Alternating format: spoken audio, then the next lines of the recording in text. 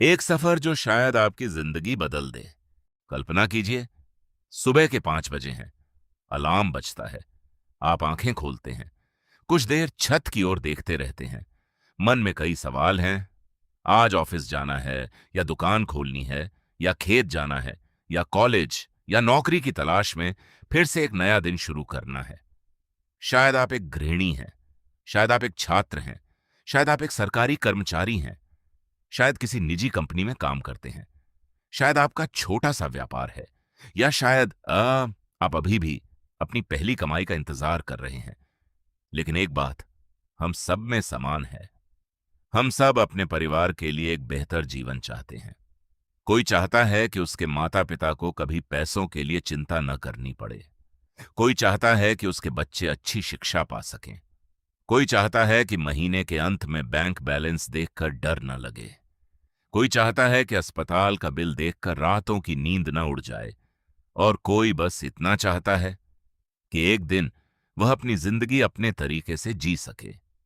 अगर आपके मन में भी कभी ऐसा कोई सपना आया है, तो सबसे पहले मैं आपका स्वागत करता हूं। यह किताब आपके लिए है। लेकिन मैं आपको एक बात पहले ही बता देना चाहता हूं। यह किताब आपको एक महीने में करोड़पति बनाने का वादा नहीं करेगी। यह किताब आपको रातों रात अमीर बनने का कोई जादुई तरीका नहीं बताएगी। यह किताब आपको अपनी नौकरी छोड़कर किसी अनजाने सपने के पीछे भागने के लिए प्रेरित नहीं करेगी। क्योंकि जिंदगी सोशल मीडिया की 30 सेकंड की वीडियो नहीं होती। जिंदगी एक लंबी यात्रा होती है, और हर यात्रा की तरह इसमें भी धैर्य चाहिए, समझ चाहिए, अनुशासन चाहिए, और सबसे ज्यादा उम्मीद चाहिए। आज इंटरनेट पर हजारों लोग आपको बताएंगे, नौकरी छोड़ दो, बिजनेस शुरू कर दो, क्रिप्टो में पैसा लगा दो, ट्रेडिंग सीख लो, बस 6 महीने मेहनत करो, फिर पूरी जिंदगी आराम। सुनने में अच्छा लगता है, लेकिन अगर सफलता इतनी आसान होती, तो क्या आज दुनिया में इतने लोग आर्थिक तनाव से जूझ रहे होते? क्या हर मेहनती इंसान आर्थिक रूप से स्वतंत्र होता? सच्चाई यह है, हर सफल व्यक्ति की कहानी के पीछे वर्षों की मेहनत छिपी होती है। लेकिन सोशल मीडिया आपको सिर्फ अंतिम परिणाम दिखाता है, वर्षों की तैयारी नहीं। इसलिए यह किताब किसी शॉर्टकट की कहानी नहीं है।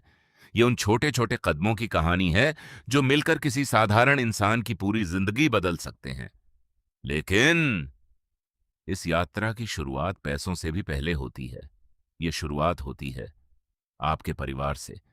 जरा अपनी आंखें बंद कीजिए और अपने दादा दादी, या नाना नानी, या अपने माता पिता के बारे में सोचिए। उन्होंने कैसी जिंदगी देखी होगी? क्या उनके पास इंटरनेट था? क्या उनके पास दुनिया के सबसे बड़े निवेशकों की किताबें थीं? क्या वे मोबाइल पर बैठकर दुनिया के किसी भी विशेषज्ञ से सीख सकते थे? क्या वे एक बटन दबाकर निवेश कर सकते थे? शायद नहीं। उनकी सबसे बड़ी चिंता क्या थी? घर का राशन, बच्चों की पढ़ाई, कपड़े, दवाई, फसल, रोजगार, बारिश, कर्ज। उनकी लड़ाई अमीर बनने की नहीं थी। उनकी लड़ाई परिवार को जिंदा रखने की थी। अगर आपके दादा खेत में काम करते थे, अगर आपके पिता मजदूरी करते थे, अगर आपकी मां ने अपनी जरूरतें छोड़कर आपकी पढ़ाई पूरी कराई, तो याद रखिए, वे असफल नहीं थे। उन्होंने अपने समय की सबसे बड़ी जीत हासिल की। उन्होंने अगली पीढ़ी को अपने से बेहतर शुरुआत दी। और आज आप वहीं खड़े हैं, जहां से शायद आपके परिवार की आर्थिक कहानी बदल सकती है। आपके हाथ में एक मोबाइल है, आपके पास इंटरनेट है, आपके पास सीखने का अवसर है। आज आर्टिफिशियल इंटेलिजेंस है, ऑनलाइन शिक्षा है, डिजिटल भुगतान है। दुनिया भर की जानकारी कुछ सेकंड में आपके सामने आ सकती है। ये सुविधाएं सफलता की गारंटी नहीं है, लेकिन अवसर जरूर हैं। और अवसर हर पीढ़ी को समान नहीं मिलते। हो सकता है आज आपके बैंक खाते में बहुत कम पैसा हो, लेकिन अगर आपके भीतर सीखने की इच्छा है, अगर आप अपने परिवार के लिए बेहतर भविष्य बनाना चाहते हैं, अगर आप आज से बेहतर कल चाहते हैं, तो विश्वास रखिए, आपकी सबसे बड़ी पूंजी अभी भी आपका बैंक बैलेंस नहीं है। आपकी सबसे बड़ी पूंजी आपकी सोच है। इस किताब में हम केवल यह नहीं सीखेंगे कि पैसा कैसे कमाया जाता है, हम यह भी सीखेंगे पैसे को संभालना, पैसे को बढ़ाना, पैसे से पैसा बनाना, गलतियों से बचना, मुश्किल समय में टिके रहना, नई तकनीकों को अपनाना, परिवार को साथ लेकर चलना और सबसे महत्वपूर्ण, ऐसी जिंदगी बनाना जहां पैसा आपकी सेवा करे, आप पैसे की नहीं। लेकिन एक बात का वादा आपको भी करना होगा, जब भी इस किताब में कोई विचार आपको चुनौती दे तो तुरंत उसे गलत मत मानिए। रुकिए, सोचिए, अपने जीवन से जोड़कर देखिए। हर सलाह आपके लिए सही नहीं होगी, हर रास्ता हर इंसान के लिए नहीं होता, लेकिन हर इंसान अपने लिए सही रास्ता खोज सकता है। और शायद यही इस पूरी यात्रा का सबसे बड़ा उद्देश्य है। मैं आपका गुरु नहीं हूं, मैं आपको आदेश देने नहीं आया हूं, मैं आपके साथ चलने आया हूं, एक दोस्त की तरह, एक बड़े भाई की तरह, या शायद उस इंसान की तरह जिसने रास्ते में कुछ गड्ढे देख लिए हैं और अब चाहता है कि आप उनसे बचकर आगे बढ़ें। इस यात्रा में हम सपने भी देखेंगे, आंसू भी देखेंगे, असफलताएं भी, छोटी छोटी जीतें भी। और एक दिन जब आप इस किताब का अंतिम अध्याय पूरा करेंगे तो मेरी इच्छा केवल इतनी है कि आप आईने में खुद को देखें और मुस्कुरा कर कहें, मैं अभी जहां हूं वही मेरी अंतिम मंजिल नहीं है, मेरी कहानी अभी बाकी है। तो आइए आज यहीं से, बिना किसी जल्दबाजी के, बिना किसी झूठे वादे के, एक ऐसी यात्रा शुरू करते हैं जो शायद आपको दुनिया का सबसे अमीर इंसान न बनाए, लेकिन आपको इतना मजबूत जरूर बना दे कि एक दिन पैसा आपकी जिंदगी के फैसले लेना बंद कर दे। और उस दिन आप समझेंगे कि असली आर्थिक आजादी बैंक बैलेंस से नहीं, बल्कि मन की शांति, परिवार के विश्वास, स्वास्थ्य, समय और सही निर्णय लेने की स्वतंत्रता से शुरू होती है। स्वागत है आपकी नई यात्रा में। खुशी आखिर है क्या?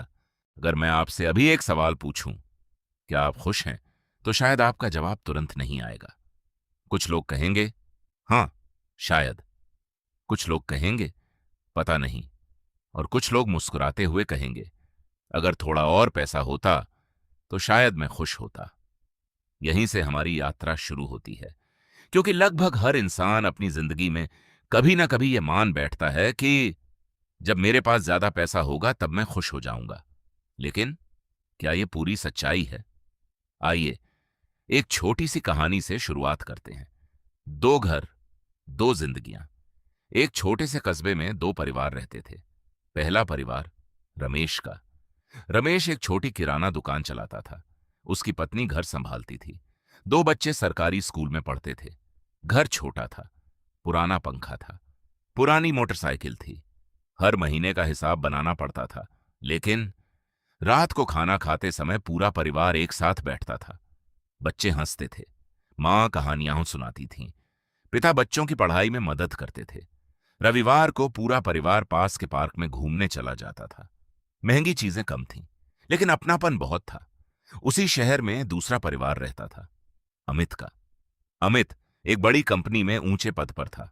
अच्छा घर, नई कार, महंगे मोबाइल, विदेश यात्राएं, बच्चों के लिए महंगा स्कूल, हर सुविधा मौजूद थी।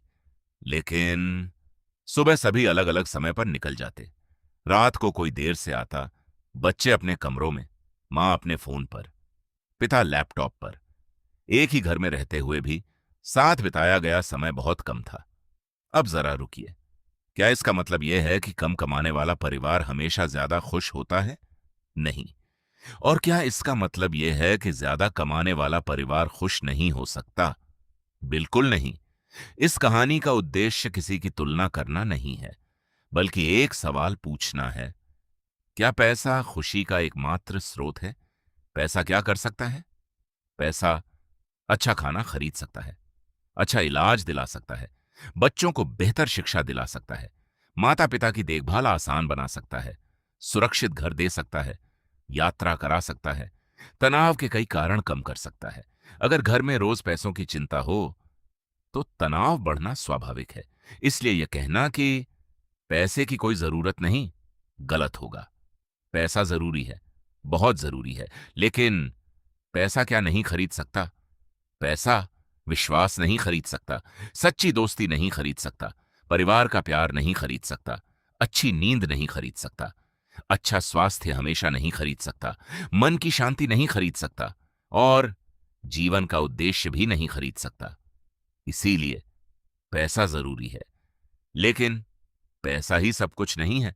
सबसे बड़ी गलती बहुत से लोग सोचते हैं, बस इस साल प्रमोशन मिल जाए, फिर बस नई कार आ जाए, फिर बस बड़ा घर बन जाए, फिर बस एक और जमीन खरीद लूं, फिर बस थोड़ा और ये थोड़ा और कभी खत्म नहीं होता। इसे ही कई लोग खुशी का अगला स्टेशन कहते हैं। हम हमेशा सोचते रहते हैं कि खुशी अगले मोड़ पर मिलेगी, लेकिन अगर आज हम छोटी छोटी खुशियों को महसूस करना ही भूल जाए तो कल की बड़ी सफलता भी अधूरी लग सकती है। आपकी जरूरत और आपकी इच्छा एक समय था जब आपके लिए एक साइकिल सपना रही होगी, फिर मोटरसाइकिल आई, फिर कार, फिर बड़ी कार, फिर शायद उससे भी बड़ी। ये बुरा नहीं है, जीवन में आगे बढ़ना स्वाभाविक है, लेकिन एक सवाल हमेशा पूछिए, क्या मैं यह चीज अपनी जरूरत के लिए खरीद रहा हूं या सिर्फ दूसरों को प्रभावित करने के लिए? अगर जवाब दूसरा है तो शायद यह खर्च आपकी खुशी नहीं, आपकी चिंता बढ़ाएगा। एक सच्चाई जिसे समझना जरूरी है, भारत में ऐसे लाखों परिवार हैं जो 10 या 15 हजार रुपए में भी अपने बच्चों को ईमानदारी से पाल रहे हैं, और ऐसे भी परिवार हैं जो हर महीने 2 लाख रुपए कमाने के बाद भी लगातार आर्थिक तनाव में रहते हैं। क्यों? क्योंकि आय से ज्यादा महत्वपूर्ण है आदत, सोच, योजना और संतुलन। कम आय वाले परिवारों के सामने कठिन चुनौतियां होती हैं और अधिक आय कई समस्याओं को आसान बना सकती है। लेकिन यह भी सच है कि केवल आय बढ़ जाने से अपने आप संतोष या अच्छे निर्णय नहीं आ जाते। खुशी का असली अर्थ, खुशी का मतलब यह नहीं कि आपके पास कोई समस्या नहीं होगी। खुशी का मतलब यह भी नहीं कि आपके पास दुनिया की हर चीज होगी। खुशी का मतलब है जब आपका परिवार सुरक्षित महसूस करे, जब आपके माता पिता मुस्कुराएं, जब आपके बच्चे बिना डर के पढ़ सकें, जब आप रात को सोते समय यह सोचकर परेशान न हों कि कल का राशन कैसे आएगा, जब आपके पास किसी बीमार अपने का इलाज कराने की क्षमता हो, जब आपके पास इतना समय हो कि आप अपने परिवार के साथ बैठकर चाय पी सकें, और जब आप आईने में देखकर यह कह सकें, मैं अपनी क्षमता के अनुसार सही दिशा में आगे बढ़ रहा हूं। तो फिर आर्थिक आजादी क्यों? अगर खुशी पैसे से नहीं आती, तो फिर यह पूरी किताब किस बारे में है? बहुत अच्छा सवाल। यह किताब पैसे के पीछे भागने की नहीं है। यह किताब पैसे को अपना साथी बनाने की है, ताकि आप अपने बच्चों के भविष्य के बारे में डर कर न सोचें, ताकि आप अपने माता पिता का इलाज सम्मान के साथ करा सकें, ताकि आप नौकरी खोने के डर से हर निर्णय न लें, ताकि आप अपनी पसंद का काम चुनने की अधिक स्वतंत्रता महसूस करें, ताकि आपकी जिंदगी का हर फैसला सिर्फ पैसों की मजबूरी से तय न हो। यही है आर्थिक आजादी, आज का पहला संकल्प। इस अध्याय के अंत में मैं चाहता हूं कि आप अपने आप से एक छोटा सा वादा करें। मैं पैसे से प्यार नहीं करूंगा, मैं पैसे का सम्मान करूंगा। क्योंकि जिस चीज का हम सम्मान करते हैं उसे हम संभालते हैं, जिसे संभालते हैं वह धीरे धीरे बढ़ती है, और जो बढ़ती है वह एक दिन हमारी नहीं, हमारे पूरे परिवार की ताकत बन जाती है। अगले अध्याय में हम एक ऐसे सवाल का जवाब खोजेंगे जो शायद आपने पहले कभी इस दृष्टि से नहीं सोचा होगा। क्या हमारे पूर्वज धनवान नहीं बन पाए, या उन्होंने हमारे लिए एक ऐसी नींव तैयार की जिस पर अब हमारी पीढ़ी कुछ बड़ा बना सकती है? यहीं से हम समझेंगे कि आपकी आर्थिक यात्रा वास्तव में कहां से शुरू होती है। हमारे पूर्वज अमीर क्यों नहीं बन पाए, या उनकी प्राथमिकताएं कुछ और थीं? आज मैं आपको किसी शेयर मार्केट की बात नहीं बताऊंगा, न किसी बिजनेस मॉडल की, न किसी करोड़पति की कहानी। आज हम अपने घर चलेंगे, अपने गांव, अपनी जड़ों की ओर। क्योंकि अगर हमें अपनी आर्थिक यात्रा समझनी है तो सबसे पहले हमें यह समझना होगा कि हमारी यात्रा शुरू कहां से हुई। जरा अपनी आंखें बंद कीजिए। कल्पना कीजिए, आज से लगभग 100 साल पहले का भारत। न इंटरनेट, न मोबाइल, न ऑनलाइन बैंकिंग, न डिजिटल पेमेंट, न यूट्यूब, न आर्टिफिशियल इंटेलिजेंस, न म्यूचुअल फंड ऐप, न ऑनलाइन शिक्षा। आज जिस दुनिया को आप सामान्य मानते हैं, वह तब केवल कल्पना थी। उस समय ज्यादातर लोगों के लिए सबसे बड़ा सवाल यह नहीं था पैसा कहाँ निवेश करें, बल्कि आज घर में खाना कैसे बनेगा। आपके परदादा की सुबह। कल्पना कीजिए, आपके परदादा सुबह 4 बजे उठते हैं। अभी सूरज भी नहीं निकला। वह खेत की ओर निकल जाते हैं। अगर बारिश सही हुई तो फसल होगी। अगर बारिश नहीं हुई तो पूरे साल की मेहनत खतरे में पड़ सकती है। न फसल बीमा, न आधुनिक मशीनें, न मौसम की सटीक जानकारी। पूरे परिवार का भविष्य आसमान की ओर देखकर तय होता था। सोचिए, ऐसे समय में क्या कोई शेयर मार्केट के बारे में सोच सकता था? क्या कोई रियल एस्टेट पोर्टफोलियो बना सकता था? नहीं, क्योंकि जब पेट की चिंता सबसे बड़ी हो तो निवेश की नहीं, जीवित रहने की योजना बनती है। आपके दादा की दुनिया। समय बदला। आपके दादा बड़े हुए। देश बदल रहा था।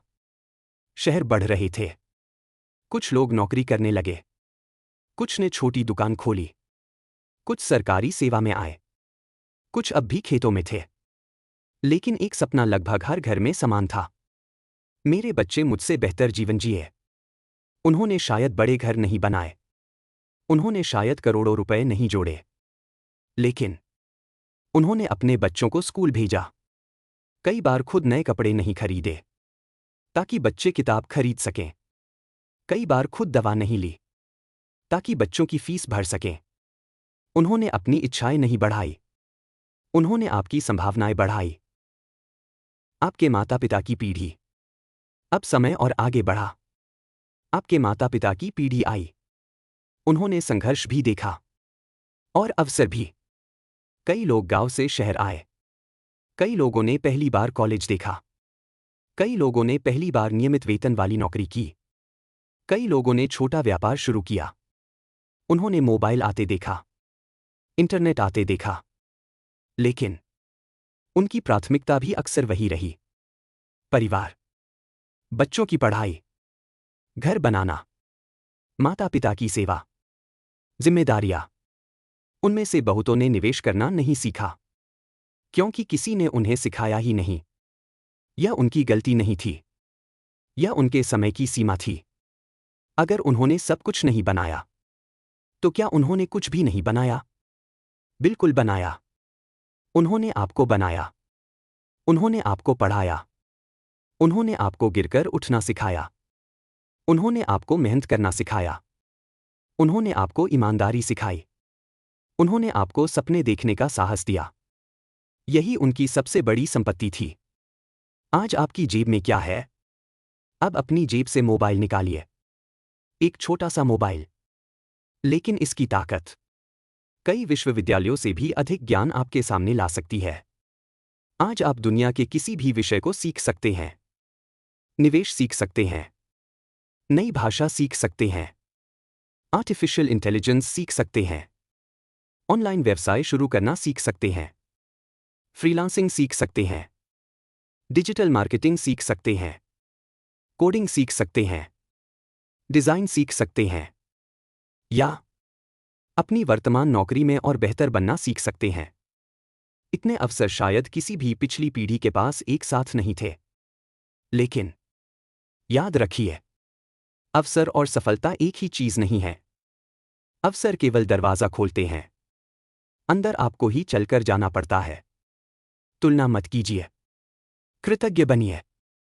आज कई लोग कहते हैं, मेरे माता पिता ने मेरे लिए क्या किया? मैं चाहता हूं। आज आप यह सवाल बदल दीजिए। पूछिए, उन्होंने किन परिस्थितियों में मेरे लिए क्या क्या छोड़ा?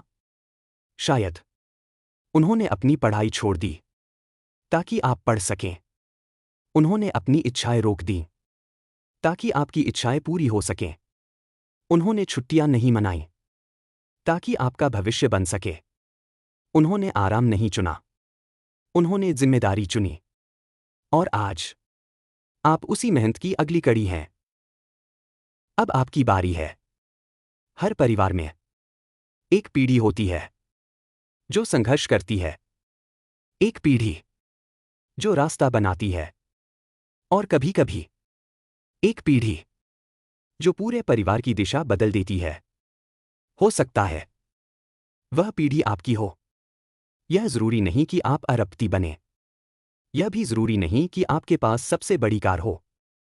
लेकिन अगर आप सही आदतें सीख लेते हैं, अगर आप अपने बच्चों को पैसों की समझ दे देते हैं, अगर आप हर महीने थोड़ा थोड़ा निवेश करना सीख लेते हैं, अगर आप अपने परिवार को आर्थिक अनुशासन सिखा देते हैं, तो आपने सिर्फ अपनी जिंदगी नहीं बदली, आपने आने वाली पीढ़ियों की शुरुआत बदल दी। परिवार अकेले नहीं बदलते, एक व्यक्ति बदलता है, फिर परिवार बदलता है। किसी भी घर में हमेशा एक इंसान होता है जो सबसे पहले सोच बदलता है। शायद वह आप हो।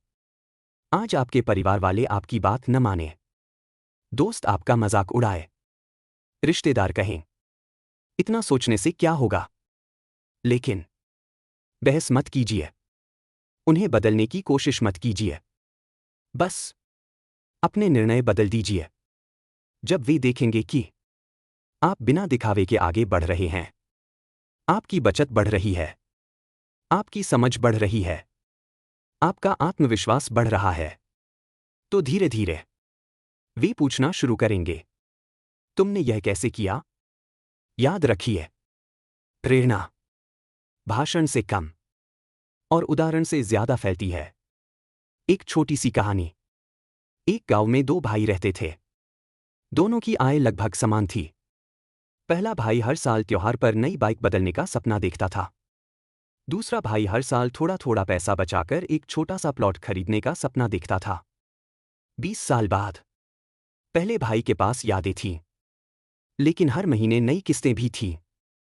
दूसरे भाई के पास एक छोटा किराए का मकान था, जिसका किराया उसके बच्चों की पढ़ाई में मदद करता था। कहानी का मतलब यह नहीं कि बाइक खरीदना गलत है या जमीन खरीदना हमेशा सही। सीख केवल इतनी है, हर बड़ा फैसला आने वाले कई वर्षों तक आपके साथ रहता है, इसलिए फैसले सोच समझकर कीजिए। आज का संकल्प। आज अपने माता पिता, अपने दादा दादी और अपने पूर्वजों को मन ही मन धन्यवाद दीजिए। उन्होंने आपको जो दिया वह शायद बैंक बैलेंस नहीं था, लेकिन उन्होंने आपको शुरुआत दी। अब उस शुरुआत को मंजिल तक पहुंचाना आपकी जिम्मेदारी है। याद रखिए, आप अपने परिवार के पहले करोड़पति बने या न बने, लेकिन आप वह इंसान जरूर बन सकते हैं जिसने अपने परिवार की आर्थिक सोच बदल दी। और कभी कभी यही सबसे बड़ी विरासत होती है। अगले अध्याय में हम बात करेंगे उस सबसे बड़ी ताकत की जो आज आपकी जेब में है, लेकिन लाखों लोग उसकी असली कीमत अब भी नहीं समझ पाए हैं। आपकी सबसे बड़ी ताकत ज्ञान, इंटरनेट और सीखने की क्षमता। चैप्टर 3। आपकी सबसे बड़ी ताकत। आप गरीब पैदा हुए होंगे, लेकिन ज्ञान के बिना गरीब रहना अब आपकी मजबूरी नहीं है। एक सवाल पूछता हूं, आज सुबह आपने अपना मोबाइल कितनी बार उठाया? शायद अलार्म बंद करने के लिए, व्हाट्सएप देखने के लिए, इंस्टाग्राम खोलने के लिए, यूट्यूब देखने के लिए, या फेसबुक पर स्क्रॉल करने के लिए। अब मैं आपसे एक और सवाल पूछता हूं, क्या आपने कभी सोचा कि आपके हाथ में रखा यह छोटा सा मोबाइल मानव इतिहास का सबसे बड़ा ज्ञान का खजाना है? शायद नहीं, क्योंकि जब कोई चीज रोज हमारे पास होती है तो उसकी कीमत हमें कम दिखाई देने लगती है। लेकिन सच्चाई कुछ और है। अगर आपके दादा के पास यह मोबाइल होता, जरा कल्पना कीजिए, अगर आज से 50 साल पहले आपके दादा के हाथ में यही मोबाइल होता, तो क्या उनकी जिंदगी अलग होती? शायद। हाँ, अगर उन्हें खेती की नई तकनीक समय पर मिल जाती तो शायद पैदावार बढ़ जाती। अगर उन्हें बाजार का सही भाव पता होता तो शायद फसल सही दाम पर बिकती। अगर उन्हें निवेश की जानकारी होती तो शायद थोड़ी थोड़ी बचत भविष्य बदल देती। अगर उन्हें दुनिया के सफल लोगों की बातें सुनने का मौका मिलता तो शायद उनके फैसले भी अलग होते। लेकिन उनके पास वह अवसर नहीं था। आज वह अवसर आपके पास है। अवसर सबको नहीं मिलते, लेकिन आज आपको मिले हैं। सोचिए, आज आप अपने मोबाइल पर बैठकर दुनिया के सबसे अच्छे शिक्षक से पढ़ सकते हैं, नई भाषा सीख सकते हैं, कोडिंग सीख सकते हैं, डिजिटल मार्केटिंग सीख सकते हैं, आर्टिफिशियल इंटेलिजेंस सीख सकते हैं, वीडियो एडिटिंग सीख सकते हैं, डिजाइन सीख सकते हैं, अकाउंटिंग सीख सकते हैं, पब्लिक स्पीकिंग सीख सकते हैं, सेल्स सीख सकते हैं, बिजनेस सीख सकते हैं, इन्वेस्टिंग सीख सकते हैं, और सबसे बड़ी बात, इनमें से बहुत कुछ बिल्कुल मुफ्त में सीख सकते हैं। इतिहास में पहली बार ज्ञान अमीर लोगों तक सीमित नहीं रहा। अब ज्ञान हर उस इंसान के लिए उपलब्ध है जो सीखना चाहता है। फर्क मोबाइल में नहीं, इस्तेमाल में है। दो लोग एक जैसा मोबाइल खरीदते हैं। एक दिन भर रील्स देखता है, दूसरा दिन में सिर्फ 30 मिनट मनोरंजन करता है और बाकी समय नई चीजें सीखता है। 5 साल बाद दोनों की जिंदगी अलग क्यों होगी? मोबाइल अलग नहीं था, समय भी बराबर था। फर्क केवल उपयोग का था। जीवन में कई बार सफलता बड़े अवसरों से नहीं, छोटे छोटे निर्णयों से बनती है। सबसे बड़ा निवेश। बहुत लोग पूछते हैं, सर, सबसे अच्छा निवेश कौन सा है? मैं कहता हूं, सबसे पहला निवेश अपने ऊपर। अगर आपके पास आज 10,000 रुपए हैं तो हो सकता है आप उन्हें कहीं निवेश कर दें। लेकिन अगर आपने कोई ऐसा कौशल सीख लिया जिससे आपकी आय अगले 10 वर्षों तक बढ़ती रहे, तो वह निवेश कई गुना बड़ा साबित हो सकता है। ज्ञान वह संपत्ति है जिसे कोई चुरा नहीं सकता, जिस पर महंगाई का असर नहीं पड़ता, जो बांटने से कम नहीं होती बल्कि और बढ़ती है।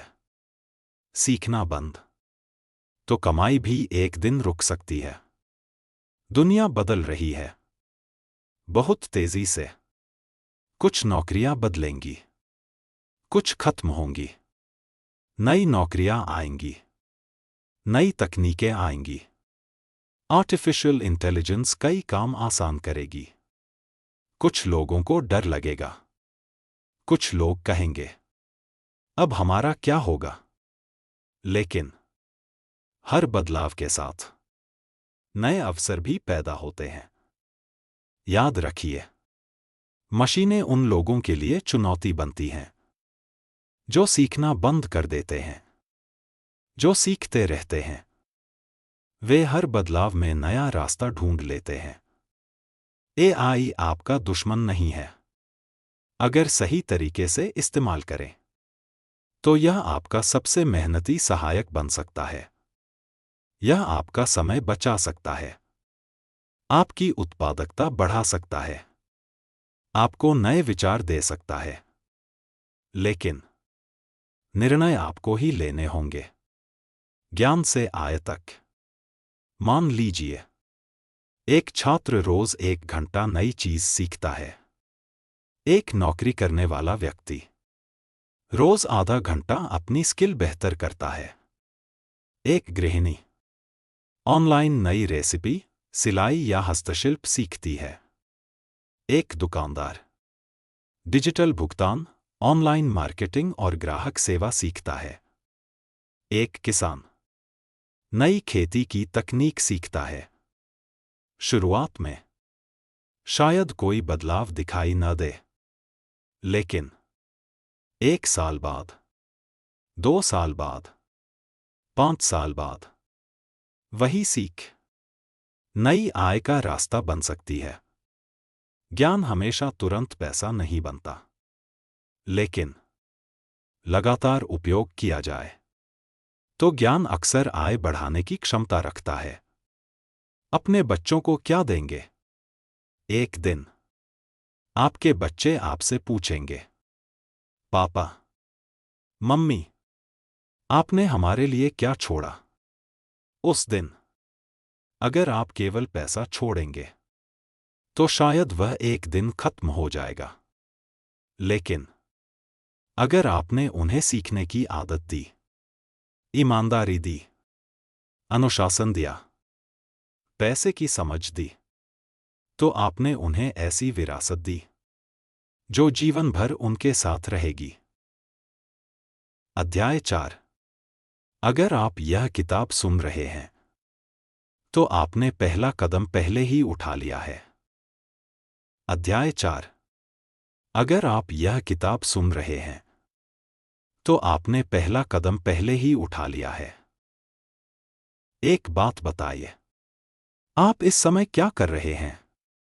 आप इस किताब को सुन रहे हैं शायद ऑफिस जाते समय, शायद ट्रेन में, शायद बस में, शायद बाइक चलाते हुए ईयरफोन लगाए हैं, शायद रात को सोने से पहले, या शायद रविवार की छुट्टी में चाय पीते हुए। लेकिन आपने यह किताब क्यों चुनी? क्योंकि आपके अंदर कहीं न कहीं एक आवाज है, एक छोटी सी आवाज जो कहती है, मेरी जिंदगी इससे बेहतर हो सकती है। और दोस्तों, यही आवाज हर बदलाव की शुरुआत होती है। दुनिया 2 तरह के लोगों से भरी हुई है। पहले, जो शिकायत करते हैं। दूसरे, जो समाधान खोजते हैं। पहले लोग कहते हैं, देश खराब है, सरकार कुछ नहीं करती, मेरे बॉस अच्छे नहीं हैं, मेरी किस्मत खराब है, हमारे घर में कभी कोई अमीर नहीं बना। और फिर वे अगले 20 साल भी यही बातें दोहराते रहते हैं। दूसरे लोग भी वही समस्याएं देखते हैं, लेकिन वे एक सवाल पूछते हैं, मैं आज क्या कर सकता हूं? ध्यान दीजिए, वे यह नहीं पूछते, दुनिया मेरे लिए क्या करेगी? वे पूछते हैं, मैं दुनिया में अपना अगला कदम क्या रखूं? आपका जन्म आपके हाथ में नहीं था। आप कहां पैदा होंगे, यह आपने तय नहीं किया। आपका परिवार कैसा होगा, यह भी आपने तय नहीं किया। आपका गांव, आपका शहर, आपकी आर्थिक स्थिति, इनमें से कुछ भी आपके हाथ में नहीं था। लेकिन आज आप क्या सीखेंगे? किसके साथ समय बिताएंगे? क्या पढ़ेंगे? क्या बचाएंगे? क्या निवेश करेंगे? ये सब अब आपके निर्णय हैं। और यहीं से भविष्य बदलना शुरू होता है। जीत की शुरुआत कहाँ होती है? बहुत लोग सोचते हैं, जीत तब होती है जब बैंक खाते में करोड़ों रुपए हों। नहीं, जीत उस दिन शुरू होती है जब इंसान अपनी पुरानी सोच को चुनौती देना शुरू करता है। जब वह कहता है, मैं अपनी परिस्थितियों को दोष देना बंद करूंगा, मैं सीखना शुरू करूंगा। उस दिन भले ही आपके बैंक में सिर्फ 500 रुपए हों, लेकिन आपकी सोच करोड़ों की दिशा में चलना शुरू कर चुकी होती है। एक कहानी। एक छोटे से गांव में दो दोस्त रहते थे, सुरेश और दीपक। दोनों ने साथ पढ़ाई की, दोनों ने साथ नौकरी ढूंढी। दोनों की पहली तनख्वाह लगभग बराबर थी। पहले साल दोनों की जिंदगी लगभग एक जैसी थी। दूसरे साल भी, तीसरे साल भी। फिर एक छोटा सा फर्क आया। सुरेश ने रोज आधा घंटा कुछ नया सीखना शुरू किया। दीपक ने कहा, अभी तो पूरी जिंदगी पड़ी है। सुरेश ने एक्सेल सीखी, फिर कम्युनिकेशन, फिर एआई टूल्स, फिर इन्वेस्टमेंट की बेसिक्स, फिर फ्रीलांसिंग। दीपक ने भी मेहनत की, लेकिन ऑफिस के बाद ज्यादातर समय मोबाइल पर निकल जाता। 5 साल बाद दोनों की तनख्वाह में अंतर आने लगा।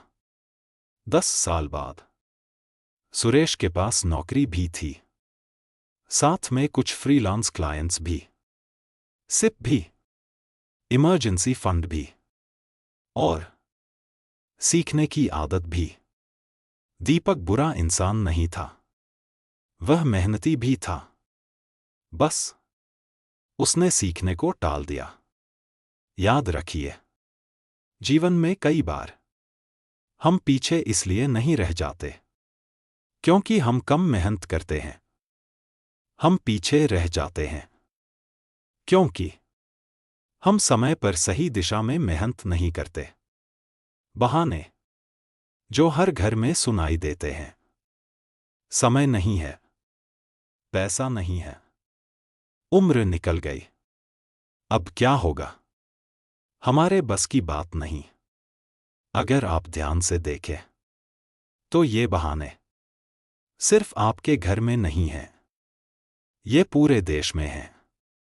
लेकिन इतिहास हमेशा उन लोगों को याद रखता है जिन्होंने बहानों से ज्यादा अपने फैसलों पर भरोसा किया।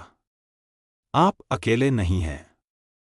हो सकता है आज आपके घर में कोई निवेश की बात न करता हो सकता है आपके दोस्त सिर्फ खर्च करने की बात करते हों। हो सकता है लोग आपका मजाक उड़ाए, कहें, इतना सोचने से कोई अमीर नहीं बनता।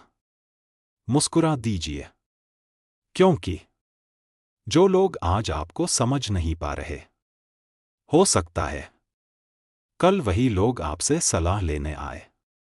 लेकिन एक बात याद रखिए, उनसे बदला लेने के लिए नहीं, उनकी मदद करने के लिए सफल बनिए। सफलता का सबसे सुंदर रूप दूसरों को ऊपर उठाने की क्षमता है। छोटी जीतों का सम्मान कीजिए। आज आपने 500 रुपए बचाए, यह जीत है। आज आपने 1 घंटा पढ़ाई की, यह जीत है। आज आपने बिना जरूरत की खरीदारी टाल दी, यह जीत है। आज आपने अपने माता पिता के साथ बैठकर भविष्य की बात की, यह भी जीत है। छोटी छोटी जीतें मिलकर बड़ी जिंदगी बनाती हैं। यह किताब क्या नहीं करेगी? यह किताब आपको रातों रात अमीर नहीं बनाएगी। यह किताब किसी जादुई निवेश का वादा नहीं करेगी। यह किताब आपको बिना मेहनत पैसा कमाने का सपना नहीं दिखाएगी। लेकिन अगर आप इसमें बताए गए विचारों को धीरे धीरे, ईमानदारी से अपने जीवन में लागू करेंगे, तो संभव है कि समय के साथ आपकी आर्थिक समझ, निर्णय लेने की क्षमता और अवसर बेहतर होते जाए। यही लंबी यात्रा की असली शुरुआत है। आज का संकल्प। आज अपने आप से सिर्फ एक वादा कीजिए, मैं अपने अतीत से नहीं हारूंगा, मैं अपनी परिस्थितियों से नहीं डरूंगा, मैं हर दिन थोड़ा सीखूंगा। मैं हर महीने थोड़ा बचाऊंगा। मैं हर साल खुद का बेहतर संस्करण बनूंगा।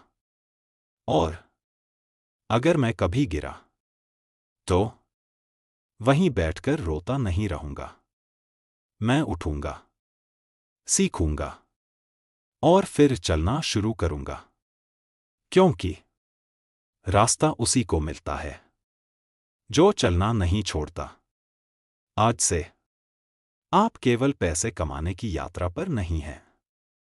आप अपने परिवार की कहानी बदलने की यात्रा पर हैं। हो सकता है एक दिन आपके बच्चे आपकी तस्वीर देखकर कहें, हमारे परिवार में आर्थिक समझ की शुरुआत यहीं से हुई थी। और यकीन मानिए, उस दिन आपके बैंक बैलेंस से भी बड़ी चीज होगी आपकी विरासत। अगले अध्याय में हम उस सवाल का जवाब खोजेंगे जिसने लाखों लोगों को पूरी जिंदगी उलझाए रखा है। अगर पैसा खुशी नहीं खरीद सकता, तो फिर पैसा कमाना इतना जरूरी क्यों है? वहीं से हम वित्तीय स्वतंत्रता की असली नींव रखना शुरू करेंगे। पैसा जरूरी क्यों है? अगर खुशी पैसे से नहीं खरीदी जा सकती, तो फिर पैसा कमाना इतना जरूरी क्यों है? कुछ साल पहले एक पिता रात के लगभग 2 बजे अपने बेटे को लेकर अस्पताल पहुंचा। बच्चे को तेज बुखार था। डॉक्टर ने तुरंत इलाज शुरू किया। कुछ देर बाद रिसेप्शन से आवाज आई, पहले एडवांस जमा करना होगा। उस पिता ने अपनी जेब टटोली। कुछ नोट निकले, पर पर्याप्त नहीं थे। उसने अपने दोस्तों को फोन किया, रिश्तेदारों को फोन किया। किसी ने कहा, सुबह तक इंतजार करो। किसी ने कहा, अभी मेरे पास भी नहीं है। उस रात उस पिता को सबसे ज्यादा किस चीज की कमी महसूस हुई? पैसे की। उसने उस रात यह नहीं सोचा, काश मेरे पास बड़ी गाड़ी होती, काश मेरे पास महंगा मोबाइल होता, काश लोग मुझे अमीर समझते। उसने केवल एक बात सोची, काश मेरे पास इतनी बचत होती कि मैं बिना किसी से मांगे अपने बच्चे का इलाज करा पाता। पैसा क्यों कमाना है? इस किताब में हम कभी भी पैसे को भगवान नहीं बनाएंगे, लेकिन हम पैसे की अहमियत को भी कम नहीं आंकेंगे, क्योंकि पैसा सम्मान खरीदने के लिए नहीं, जिम्मेदारियां निभाने के लिए चाहिए। पैसा दिखावा करने के लिए नहीं, मुश्किल समय में परिवार के साथ खड़े रहने के लिए चाहिए। पैसा दूसरों को प्रभावित करने के लिए नहीं, अपने निर्णय स्वयं लेने की अधिक स्वतंत्रता देने के लिए चाहिए। सोचिए, अगर आज आपके माता पिता बीमार पड़ जाए, क्या आप बिना घबराए उनका इलाज करा पाएंगे? अगर आपका बच्चा किसी अच्छे कॉलेज में दाखिला पा जाए, क्या फीस आपके सपनों के बीच दीवार बनेगी? अगर अचानक आपकी नौकरी चली जाए, क्या आपके पास कुछ महीनों तक घर चलाने की तैयारी है? अगर इन सवालों के जवाब नहीं हैं, तो घबराइए मत।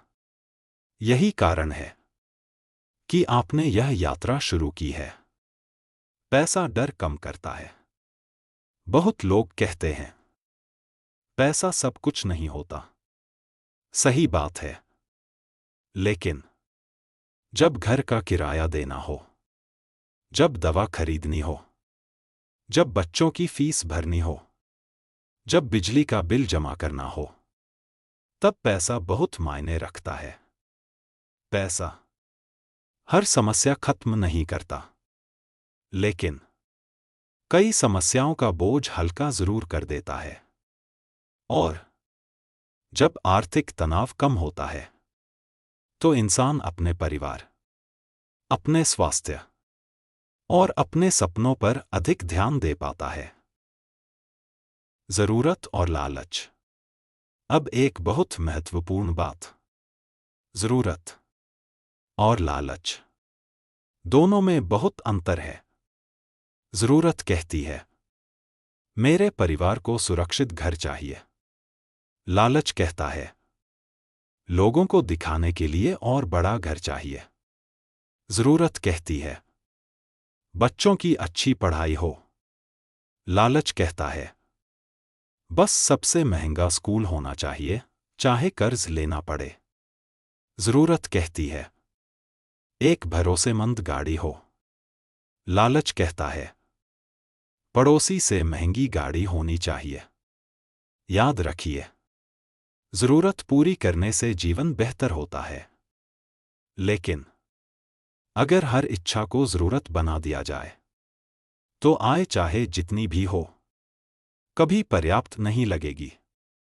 पैसा कमाइए, लेकिन जीवन मत खोइए। मैंने ऐसे लोगों को देखा है जो दिन रात काम करते हैं, सुबह से रात, रात से सुबह। पैसा बढ़ता गया, लेकिन ब्लड प्रेशर भी बढ़ा, डायबिटीज भी, परिवार से दूरी भी, बच्चों का बचपन भी निकल गया। एक दिन उन्होंने बहुत पैसा कमाया, लेकिन जिस परिवार के लिए कमाया उसी परिवार के साथ समय कम बिता पाए। क्या यह सफलता है? शायद। आदि याद रखिए, पैसा कमाने की दौड़ में अपने शरीर को मत खोइए, अपना परिवार मत खोइए, अपनी मुस्कान मत खोइए, क्योंकि अगर जीवन ही थक गया तो दौलत का आनंद कौन लेगा? अमीर कौन है? क्या करोड़पति? जरूरी नहीं। क्या बड़ी गाड़ी वाला? जरूरी नहीं। क्या 5 घर वाला? जरूरी नहीं। तो फिर अमीर कौन है? वह जिसके पास इतना है कि वह अपने परिवार का ध्यान रख सके, जिसके पास इतना है कि अचानक आई मुश्किल उसे तोड़ न दे, जिसके पास इतना है कि वह बिना डर के भविष्य की योजना बना सके, और जिसके पास इतना है कि वह किसी जरूरतमंद की मदद करते समय बार बार जेब ना टटोले। पैसा कमाइए ताकि पैसा आपका कर्मचारी बन जाए।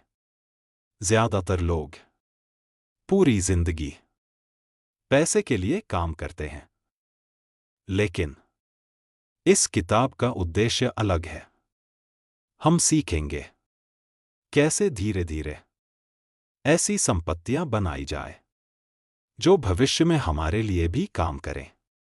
आज आप नौकरी करते हैं, कल आपकी बचत आपके लिए काम करेगी, फिर आपका निवेश, फिर आपकी जमीन, फिर आपका किराए का घर, फिर आपका छोटा व्यवसाय, फिर आपकी डिजिटल कमाई। एक दिन जब आप सो रहे होंगे तब भी आपकी कुछ संपत्तियां काम कर रही होंगी। यही आर्थिक स्वतंत्रता की दिशा है। एक सवाल जो आपको आज खुद से पूछना चाहिए, अगर अगले 6 महीने तक आपकी आय बंद हो जाए तो क्या आपका परिवार बिना घबराए जीवन चला पाएगा?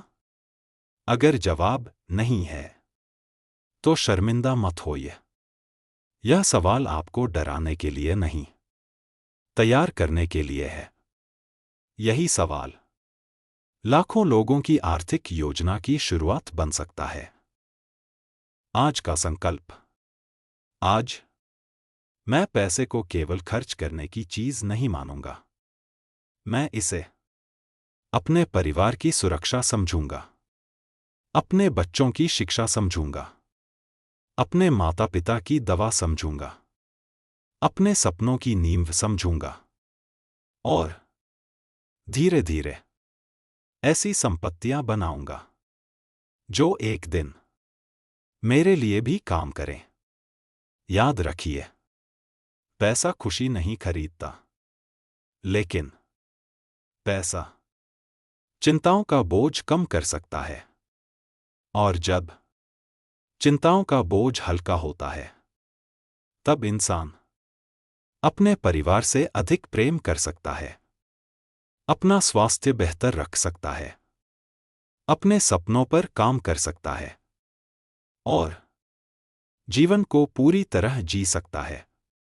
यही कारण है कि पैसा कमाना जरूरी है, लेकिन पैसे के लिए जीना नहीं।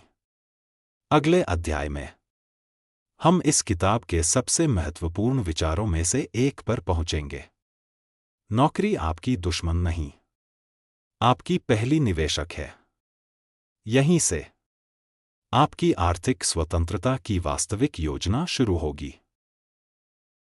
नौकरी आपकी दुश्मन नहीं, आपकी पहली निवेशक है। अपनी कमाई से अपने भविष्य को फंड कीजिए। हर सोमवार सुबह देश के करोड़ों लोग एक ही सफर पर निकलते हैं। कोई बस पकड़ता है, कोई ट्रेन, कोई साइकिल, कोई बाइक, कोई मेट्रो, कोई पैदल चलता है। किसी के हाथ में टिफिन होता है, किसी के कंधे पर लैपटॉप, किसी के हाथ में औजार। कोई स्कूल में पढ़ाने जा रहा है, कोई अस्पताल, कोई बैंक, कोई फैक्ट्री, कोई सरकारी दफ्तर, कोई दुकान, कोई खेत, कोई अपनी छोटी सी वर्कशॉप खोलने जा रहा है। अगर आप ध्यान से देखें तो भारत हर सुबह मेहनत करने निकलता है, लेकिन एक बात मुझे हमेशा सोचने पर मजबूर करती है। इतने मेहनती लोग पूरी जिंदगी मेहनत करते हैं, फिर भी बहुत कम लोग आर्थिक आजादी तक क्यों पहुंच पाते हैं? क्या वजह है? क्या वे मेहनत नहीं करते? नहीं, वे बहुत मेहनत करते हैं। फिर कमी कहाँ रह जाती है? यहीं, जहां हम आज बात करेंगे। पहली तनख्वाह। क्या आपको अपनी पहली कमाई याद है? शायद 5,000 रुपए, 10,000 रुपए, 20,000 रुपए या उससे भी कम। जब पहली बार बैंक खाते में पैसा आया तो कैसा लगा था? ऐसा लगा था जैसे दुनिया जीत ली हो। किसी ने मिठाई खिलाई, किसी ने माता पिता के पैर छुए, किसी ने पहला मोबाइल खरीदा, किसी ने घर राशन भेजा। पहली कमाई रकम से नहीं, भावना से बड़ी होती है। लेकिन यहीं से एक नया सवाल शुरू होता है। उस पहली तनख्वाह ने आपके लिए क्या किया? तनख्वाह आती है और चली जाती है। हर महीने लाखों लोगों की तनख्वाह आती है और कुछ दिनों में गायब हो जाती है। किराया, ईएमआई, बिजली, मोबाइल, पेट्रोल, किराना, स्कूल फीस, छोटे बड़े खर्च, और महीने के अंत में फिर वही इंतजार अगली तनख्वाह का। अगर यही चक्र 10 साल, 20 साल, 30 साल चलता रहे तो क्या होगा? आपने पूरी जिंदगी काम किया, लेकिन पैसा कभी आपके लिए काम करना शुरू नहीं कर पाया। नौकरी आपको अमीर नहीं बनाती, लेकिन नौकरी आपको वह चीज देती है जो बहुत से नए व्यवसायों के पास शुरुआत में नहीं होती। नियमित नकदी प्रवाह, हर महीने एक तय आय। यही आय आपका सबसे पहला निवेशक बन सकती है। जरा सोचिए, अगर आपकी नौकरी हर महीने आपको 50,000 रुपए देती है तो वह केवल आपकी तनख्वाह नहीं है, वह हर महीने आपके भविष्य में निवेश करने के लिए नई पूंजी भी दे रही है। यही सोच पूरी कहानी बदल देती है। एक छोटा सा बदलाव। मान लीजिए, दो दोस्त हैं, अजय और विजय। दोनों की तनख्वाह 60,000 रुपये प्रति महीना है। दोनों एक ही कंपनी में काम करते हैं। दोनों लगभग बराबर मेहनत करते हैं, लेकिन उनकी सोच अलग है।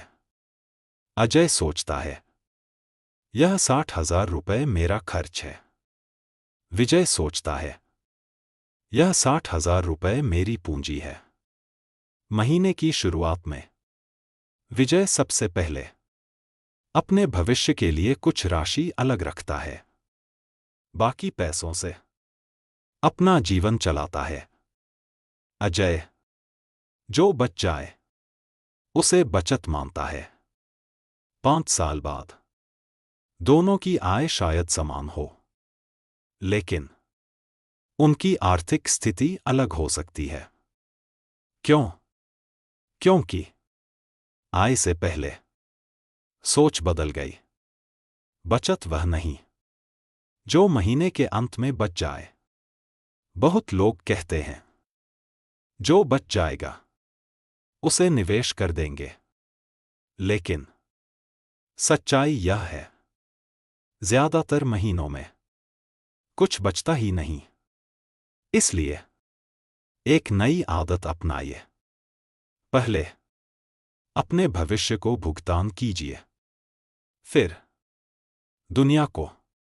जब भी तनख्वाह आए, सबसे पहले अपने भविष्य के लिए एक हिस्सा अलग रखिए, फिर बाकी खर्च कीजिए। राशि छोटी हो सकती है, लेकिन आदत बड़ी होनी चाहिए। नौकरी छोड़ने की जल्दी क्यों? आजकल सोशल मीडिया पर अक्सर सुनने को मिलता है, अगर नौकरी कर रहे हो तो कभी अमीर नहीं बन सकते। मैं इस बात से पूरी तरह सहमत नहीं हूं। सच यह है, कुछ लोगों के लिए व्यवसाय सही रास्ता होता है, कुछ लोगों के लिए नौकरी। कुछ लोग दोनों साथ लेकर चलते हैं। महत्वपूर्ण यह नहीं कि आप किस रास्ते पर हैं। महत्वपूर्ण यह है, क्या आपका रास्ता हर साल आपको थोड़ा मजबूत बना रहा है? अगर आपकी नौकरी आपको सीखने का अवसर दे रही है, नियमित आय दे रही है, और आप उसी आय का एक हिस्सा समझदारी से बचाकर निवेश कर रहे हैं, तो आप अपने भविष्य की मजबूत नींव रख रहे हैं। यदि कभी ऐसा समय आए कि आपका व्यवसाय स्थिर हो जाए, आपकी बचत पर्याप्त हो और आप जोखिम को समझते हुए बदलाव करना चाहें, तब निर्णय अधिक तैयारी के साथ लिया जा सकता है। निर्णय भावना से नहीं, तैयारी से होने चाहिए। नौकरी से क्या सीख सकते हैं? नौकरी सिर्फ पैसा नहीं देती, यह सिखाती है समय की कीमत, टीम में काम करना, अनुशासन, ग्राहकों को समझना, समस्या हल करना, संचार, जिम्मेदारी। ये सब अगर आप ध्यान से देखें तो भविष्य में आपके अपने व्यवसाय में भी काम आएंगे। इसलिए अगर आज आप नौकरी कर रहे हैं तो सिर्फ वेतन मत लीजिए, अनुभव भी लीजिए, सीख भी लीजिए, लोगों को समझिए, सिस्टम को समझिए। यही अनुभव एक दिन आपकी सबसे बड़ी पूंजी बन सकता है। आपकी तनख्वाह का नया नाम। आज से अपनी सैलरी को सैलरी मत कहिए, इसे मेरे भविष्य का निवेश फंड कहिए, क्योंकि यही पैसा कल आपके पहले सिप की शुरुआत करेगा। यही पैसा इमरजेंसी फंड बनाएगा। यही पैसा पहला प्लॉट खरीदने में मदद करेगा। यही पैसा पहला किराए का घर बनवाने में काम आ सकता है। यही पैसा आपको नई स्किल सीखने का अवसर देगा। यही पैसा एक दिन आपकी दूसरी आय का आधार बन सकता है। आज का संकल्प। आज मैं अपनी नौकरी की शिकायत करने से पहले उसकी ताकत को समझूंगा। मैं हर महीने अपनी आय का एक हिस्सा अपने भविष्य के नाम करूंगा। मैं अपनी नौकरी को मंजिल नहीं, एक साधन मानूंगा। एक ऐसा साधन जो मुझे धीरे धीरे आर्थिक स्वतंत्रता की ओर ले जा सकता है। याद रखिए, नौकरी आपको हमेशा अमीर नहीं बनाएगी, लेकिन अगर आप सही आदतें अपनाएं, तो नौकरी आपकी पहली निवेशक बन सकती है। और जब आपकी बचत, आपका निवेश, आपकी संपत्तियां और आपकी सीख मिलकर काम करना शुरू करेंगी, तब आप समझेंगे कि आपने केवल नौकरी नहीं की, आपने अपनी नौकरी से अपनी आजादी खरीदी। अगले अध्याय में हम सीखेंगे एक ऐसी आदत जो अमीर और मध्यम वर्गीय सोच के बीच सबसे बड़ा अंतर पैदा करती है। पैसा कमाने से ज्यादा जरूरी है पैसा बचाना और उसे सही दिशा देना। यहीं से आपकी पहली वास्तविक फाइनेंशियल प्लान शुरू होगी। अध्याय 7। पैसा कमाने से ज्यादा जरूरी है पैसा बचाना और उसे सही दिशा देना। हर कमाया हुआ रुपया आपका कर्मचारी बन सकता है। एक बार एक पिता अपने 10 साल के बेटे को बाजार लेकर गया। बेटे ने एक खिलौना देखा। उसने कहा, पापा, यह खिलौना ले दीजिए। पिता मुस्कुराए। उन्होंने खिलौना खरीद दिया। कुछ कदम आगे बढ़े तो बेटे ने एक और खिलौना देख लिया। फिर बोला, पापा, यह भी चाहिए। कुछ देर बाद एक और दुकान आई। अब उसे वीडियो गेम चाहिए था। थोड़ी दूर एक नई साइकिल दिख गई। फिर एक महंगा मोबाइल। पिता ने बेटे का हाथ पकड़ा और मुस्कुराकर कहा, बेटा, अगर इंसान अपनी हर इच्छा पूरी करने लगे तो दुनिया का सबसे अमीर आदमी भी गरीब पड़ जाएगा। बेटा उस समय शायद पूरी बात नहीं समझा, लेकिन यही बात आज हम समझने वाले हैं। आपकी तनख्वाह कहां जाती है? हर महीने आप मेहनत करते हैं, तनख्वाह आती है, फिर धीरे धीरे गायब हो जाती है। लेकिन कभी बैठकर लिखकर देखा है कि वह जाती कहाँ है? 2000 रुपए बाहर खाना, 1500 रुपए ऑनलाइन शॉपिंग, 900 रुपए सब्सक्रिप्शन, 3000 रुपए ऐसे खर्च जो महीने के अंत में याद भी नहीं रहते। छोटे खर्च छोटे नहीं होते, वे मिलकर बड़े सपनों को छोटा कर देते हैं। अमीर लोग अलग क्या करते हैं? बहुत लोग सोचते हैं अमीर लोग इसलिए अमीर हैं क्योंकि वे ज्यादा कमाते हैं।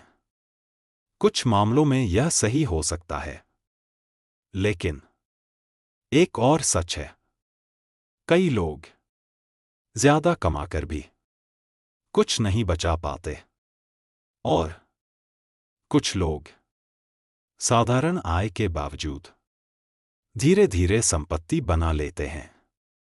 क्यों? क्योंकि वे हर रुपए को एक बीज की तरह देखते हैं।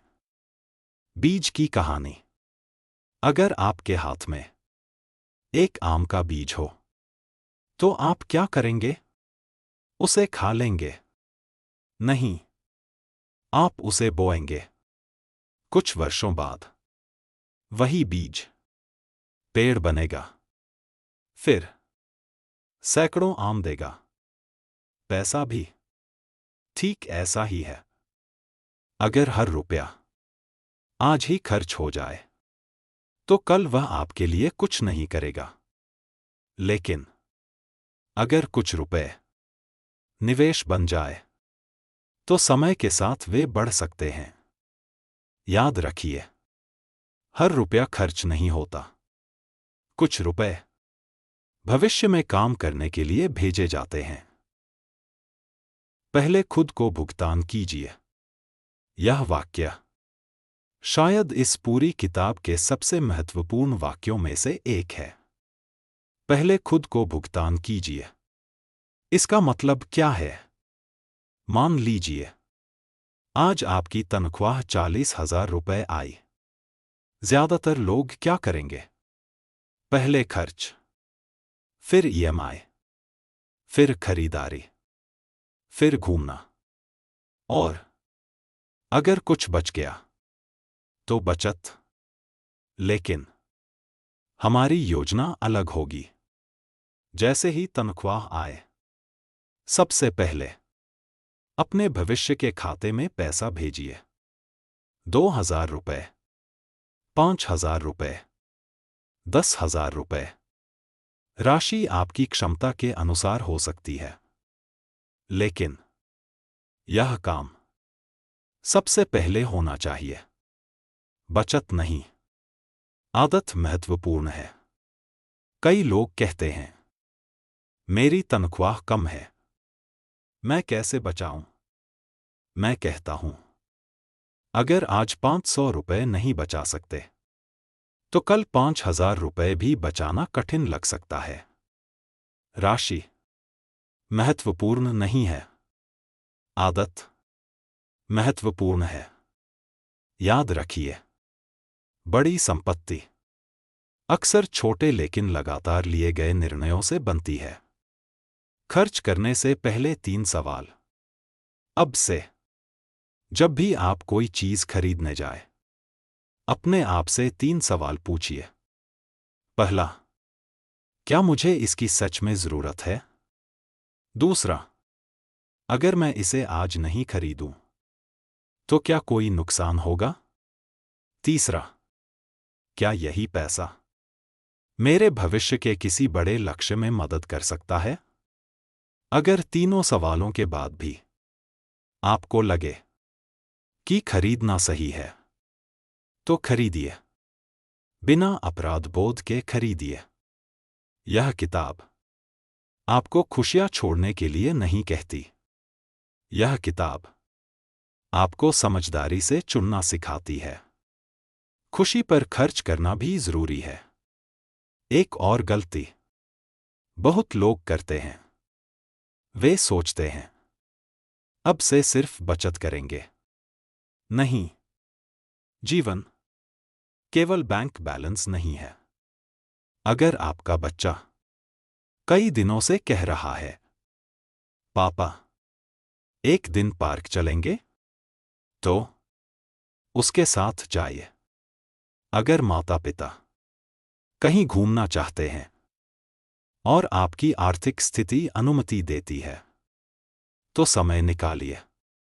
अगर पत्नी या पति कई महीनों से एक साथ चाय पीने की बात कर रहे हैं, तो वह भी कीजिए। पैसा बचाइए, लेकिन रिश्तों को खर्च मत होने दीजिए। बचत कहां रखें? अब सवाल आता है, बचाया हुआ पैसा कहां जाए? यहीं से वित्तीय योजना शुरू होती है। हर रुपए का काम अलग होना चाहिए।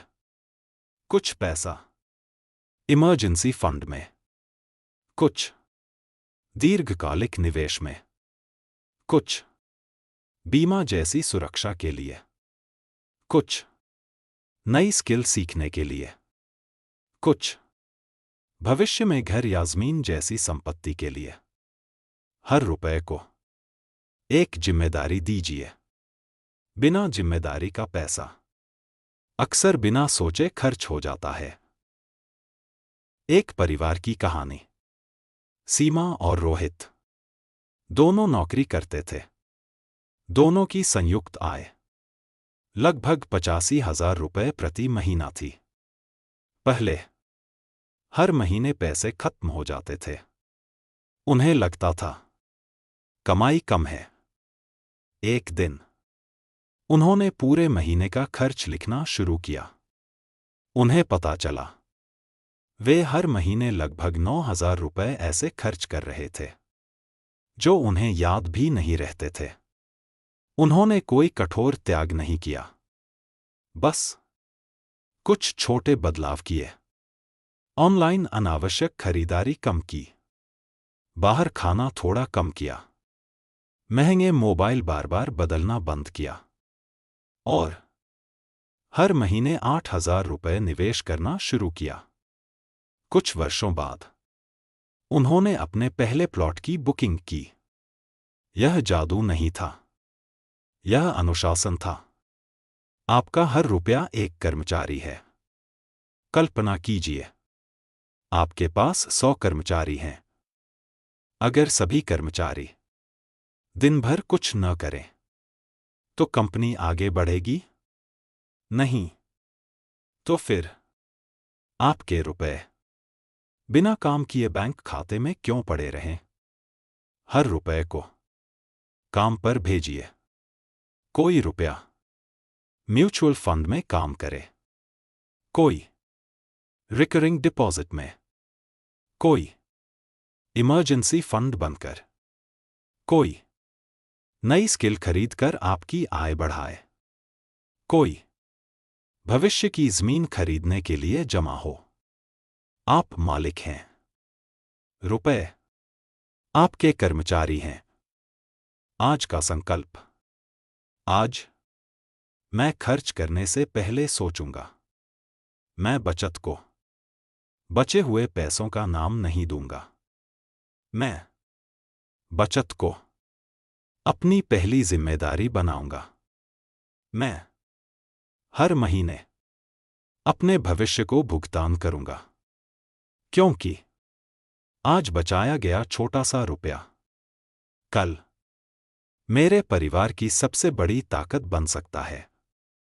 याद रखिए, कमाई आपको अवसर देती है, बचत आपको सुरक्षा देती है, निवेश आपको भविष्य देता है, और जब ये तीनों मिलते हैं तभी आर्थिक स्वतंत्रता की असली नींव तैयार होती है।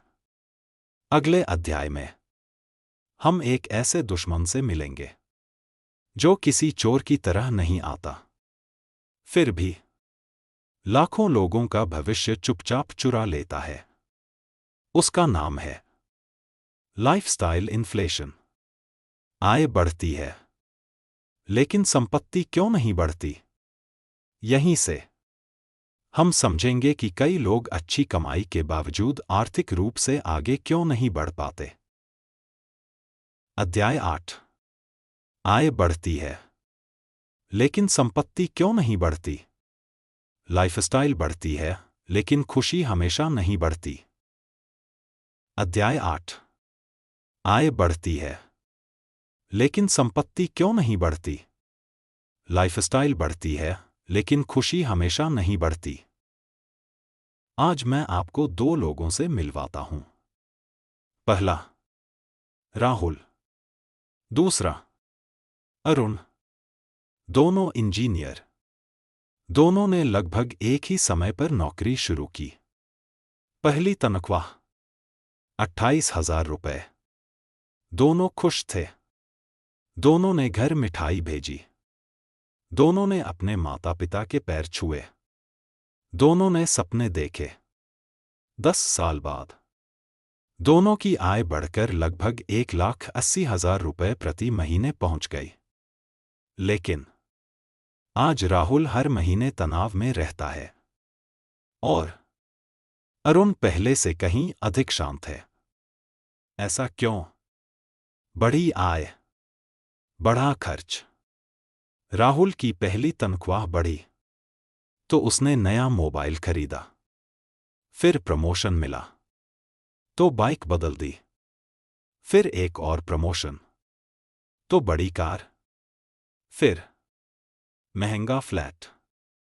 फिर नई ईएमआई। फिर विदेश यात्रा। फिर क्रेडिट कार्ड।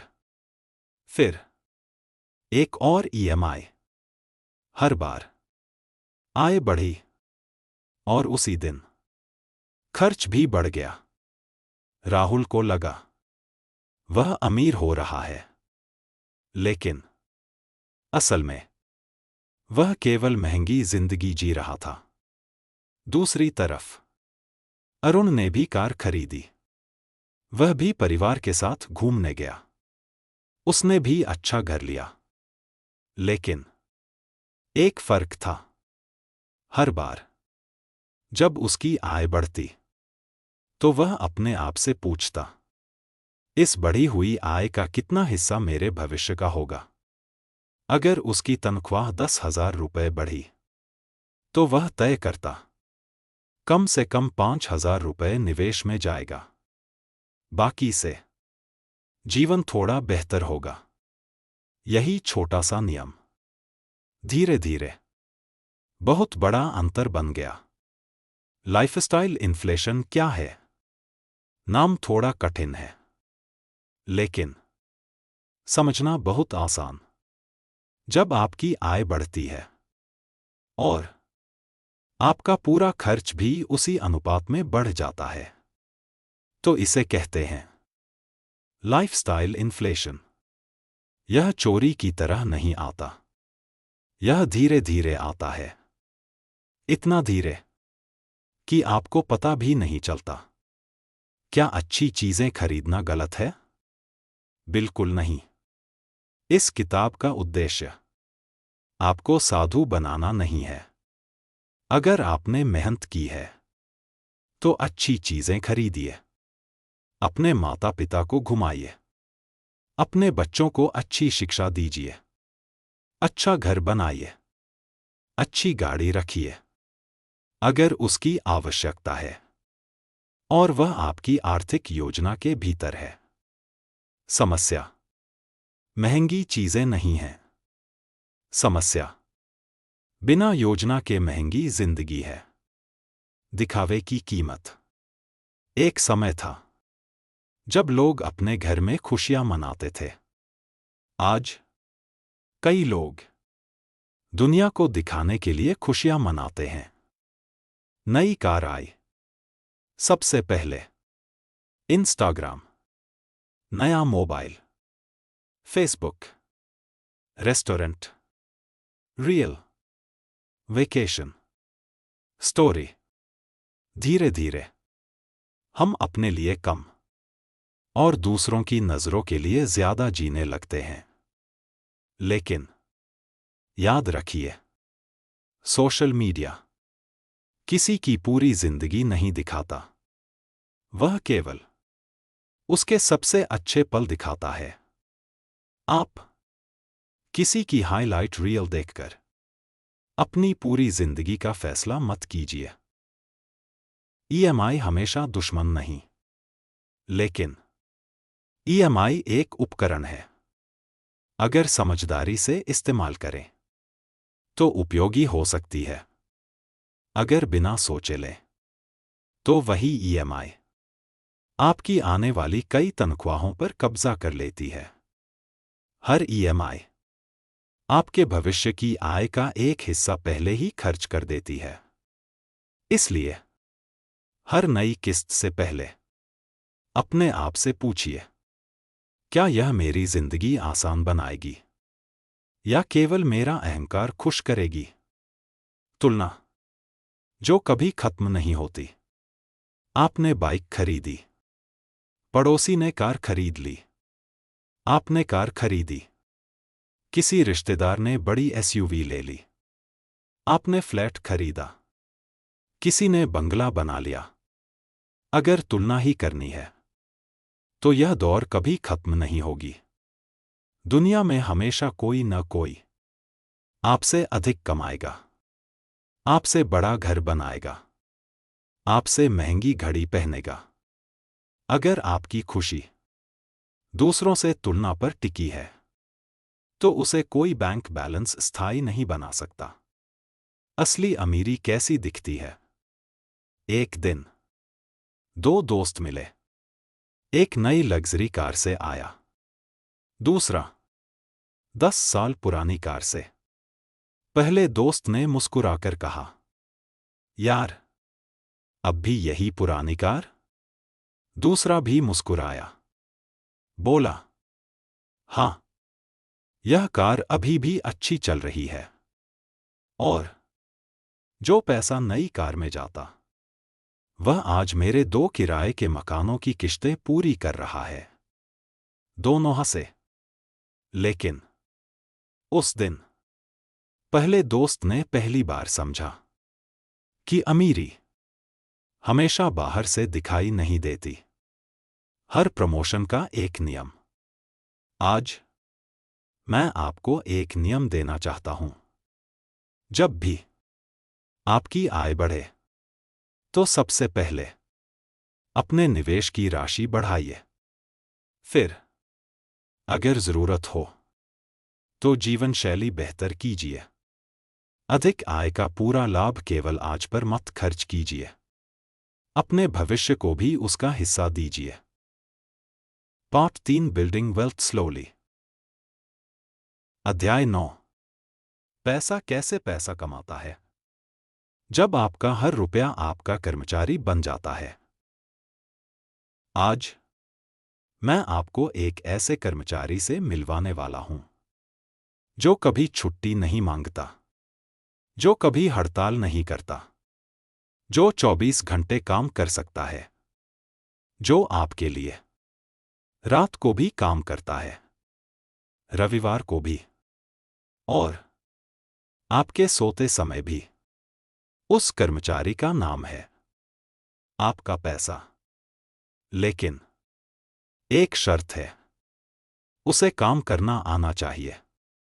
अगर आपका पैसा सिर्फ बैंक खाते में पड़ा है और वर्षों तक वहीं पड़ा रहता है तो वह सो रहा है। अगर हर महीने आप जो कमाते हैं वह पूरा खर्च हो जाता है तो आपका पैसा कभी नौकरी पर गया ही नहीं।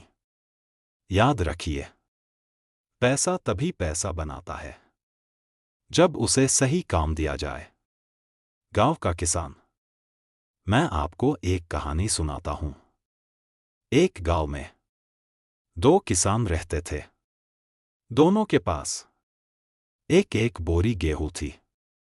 पहले किसान ने पूरी बोरी घर ले जाकर खा ली। दूसरे किसान ने थोड़ा गेहूं घर ले गया और कुछ अच्छे दाने अगले मौसम के लिए बचाकर रख दिए।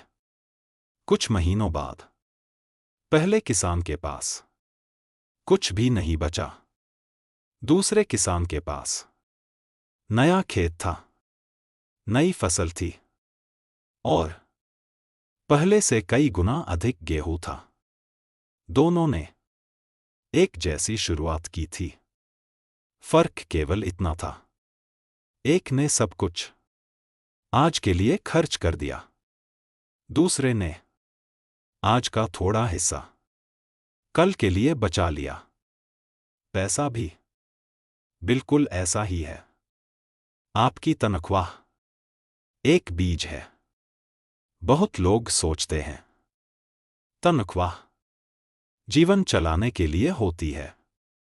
मैं कहता हूं तनख्वाह जीवन बनाने के लिए होती है। हर महीने जब आपकी सैलरी आती है तो समझिए आपके हाथ में नए बीज आए हैं। अब आपको तय करना है, सारे बीज खा लेने हैं या कुछ बीज बोने हैं।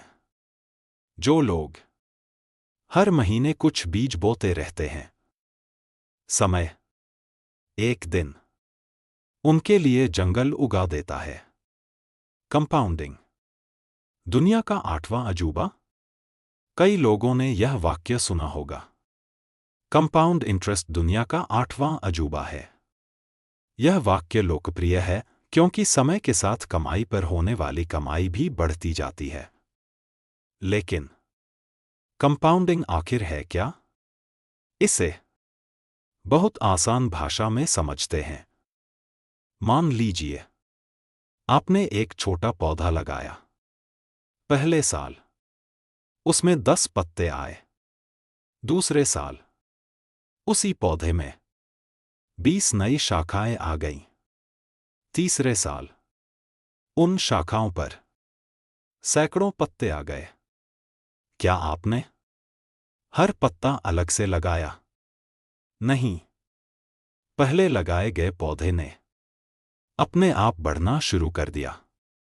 निवेश में भी अगर कमाई दोबारा निवेश होती रहे तो समय के साथ वृद्धि की गति तेज हो सकती है।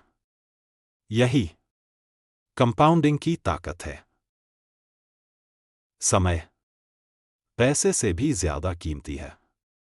मान लीजिए 2 दोस्त हैं, नेहा और पूजा। दोनों हर महीने 5,000 रुपए निवेश कर सकती हैं। नेहा 25 साल की उम्र में शुरू करती है। पूजा 35 साल की उम्र में। दोनों मेहनती हैं, दोनों समझदार हैं।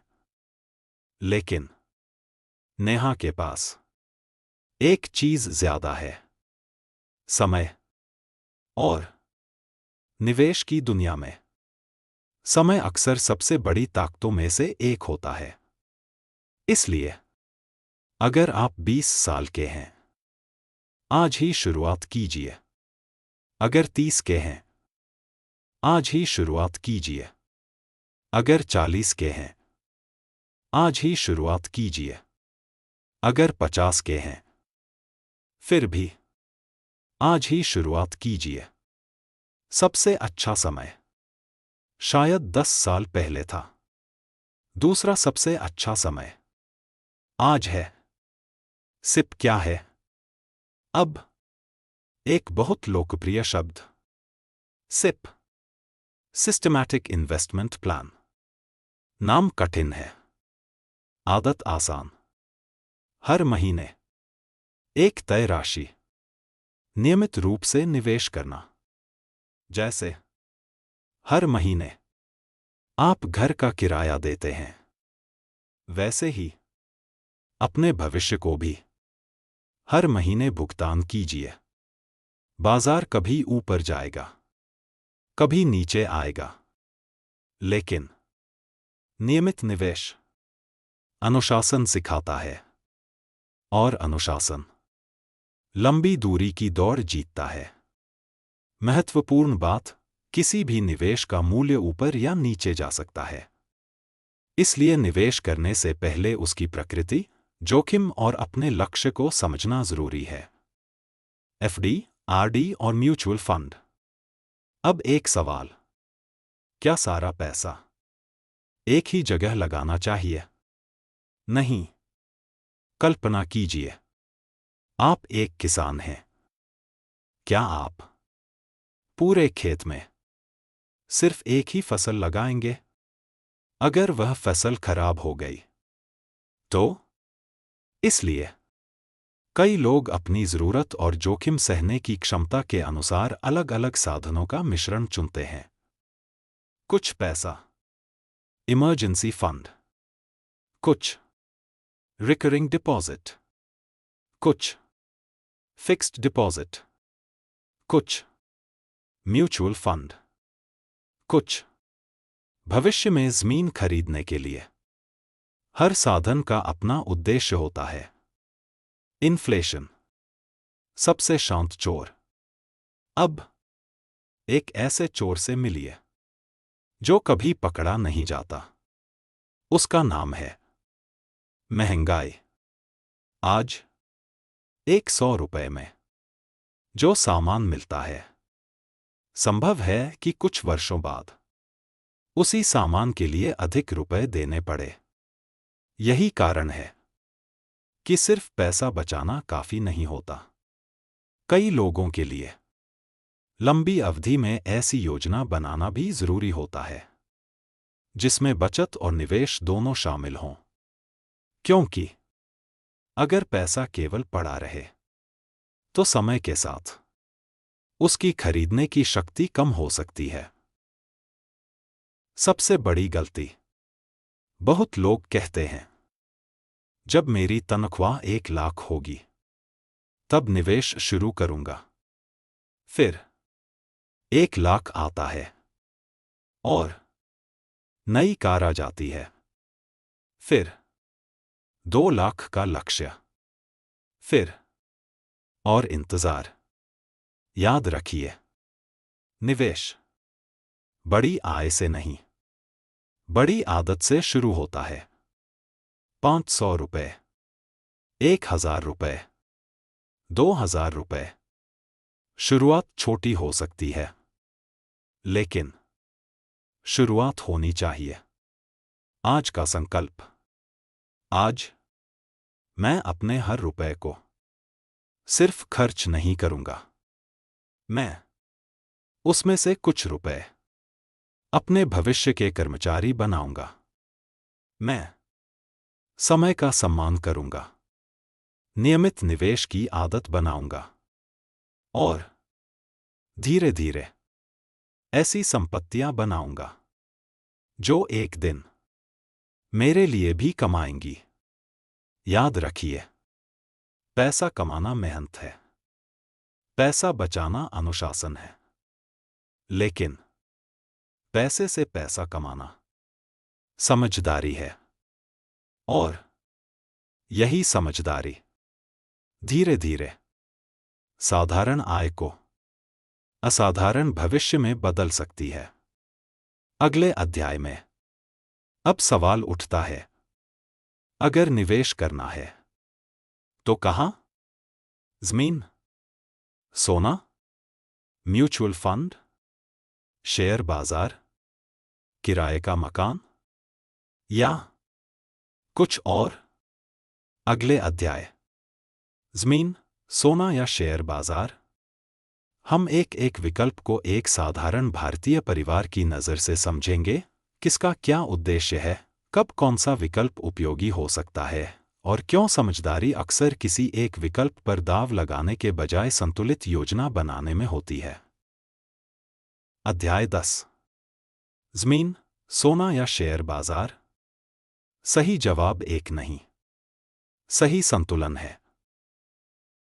अगर आप भारत के किसी भी गांव में जाएं और किसी बुजुर्ग से पूछें सबसे अच्छा निवेश क्या है, तो बहुत संभव है वे मुस्कुराकर कहेंगे, जमीन खरीद लो। अगर आप किसी परिवार की दादी या मां से पूछें तो वे शायद कहें, सोना कभी धोखा नहीं देता। अगर आप किसी युवा प्रोफेशनल से पूछें तो वह कह सकता है, म्यूचुअल फंड और शेयर बाजार।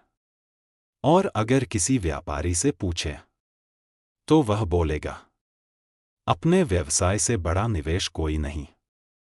अब सवाल यह है, इनमें सही कौन है? उत्तर है सभी और कोई भी नहीं, क्योंकि निवेश का सही उत्तर आपकी उम्र, आपकी आय, आपकी जिम्मेदारियां, आपकी जोखिम उठाने की क्षमता और आपके लक्ष्य पर निर्भर करता है। एक ही पेड़ पर पूरा भरोसा मत कीजिए। मान लीजिए एक किसान के पास 5 एकड़ जमीन है। अगर वह पूरी जमीन पर सिर्फ एक ही फसल लगाए तो क्या होगा? अगर मौसम खराब हो गया तो? अगर बीमारी लग गई तो? यही कारण है कि बहुत से किसान अलग अलग फसलें लगाते हैं। क्यों? ताकि एक फसल कमजोर रहे तो दूसरी संभाल ले। निवेश भी यही कहता है, सारा पैसा एक ही जगह मत रखिए।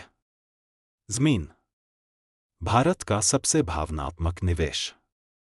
भारतीय परिवारों में जमीन केवल संपत्ति नहीं होती, वह सुरक्षा का प्रतीक होती है, पहचान होती है, भविष्य की उम्मीद होती है।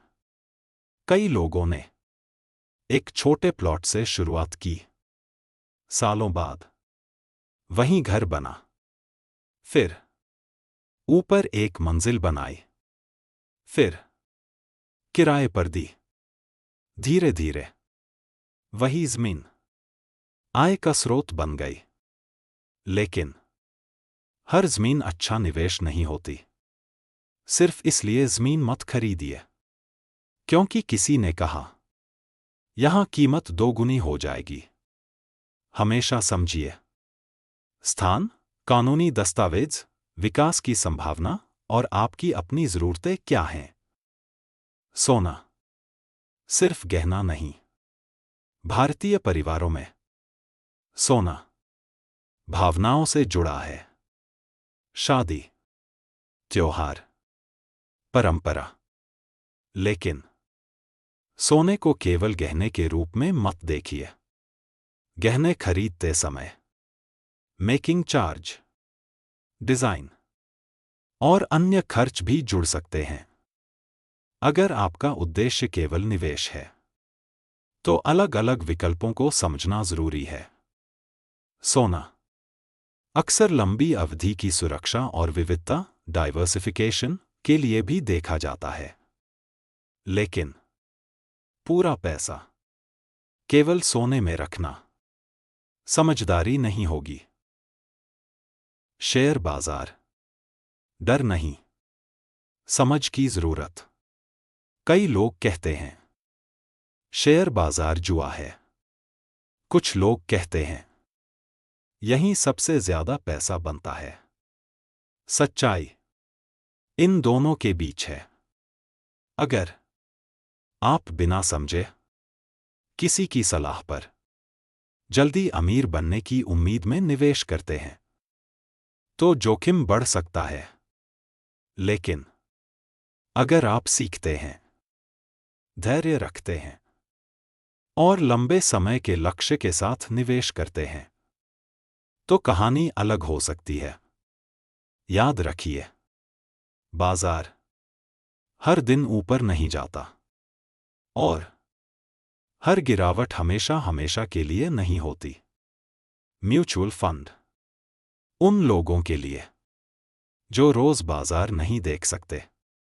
हर व्यक्ति शेयर चुनने का समय या रुचि नहीं रखता। इसलिए कई लोग म्यूचुअल फंड जैसे विकल्प चुनते हैं जहां निवेश कई कंपनियों में फैलाया जाता है और उसका प्रबंधन पेशेवर तरीके से किया जाता है। यह समझना जरूरी है कि म्यूचुअल फंड भी बाजार से जुड़े होते हैं, इसलिए इनके मूल्य में उतार चढ़ाव हो सकता है। बैंक एफडी, क्या यह गलत है? बिल्कुल नहीं।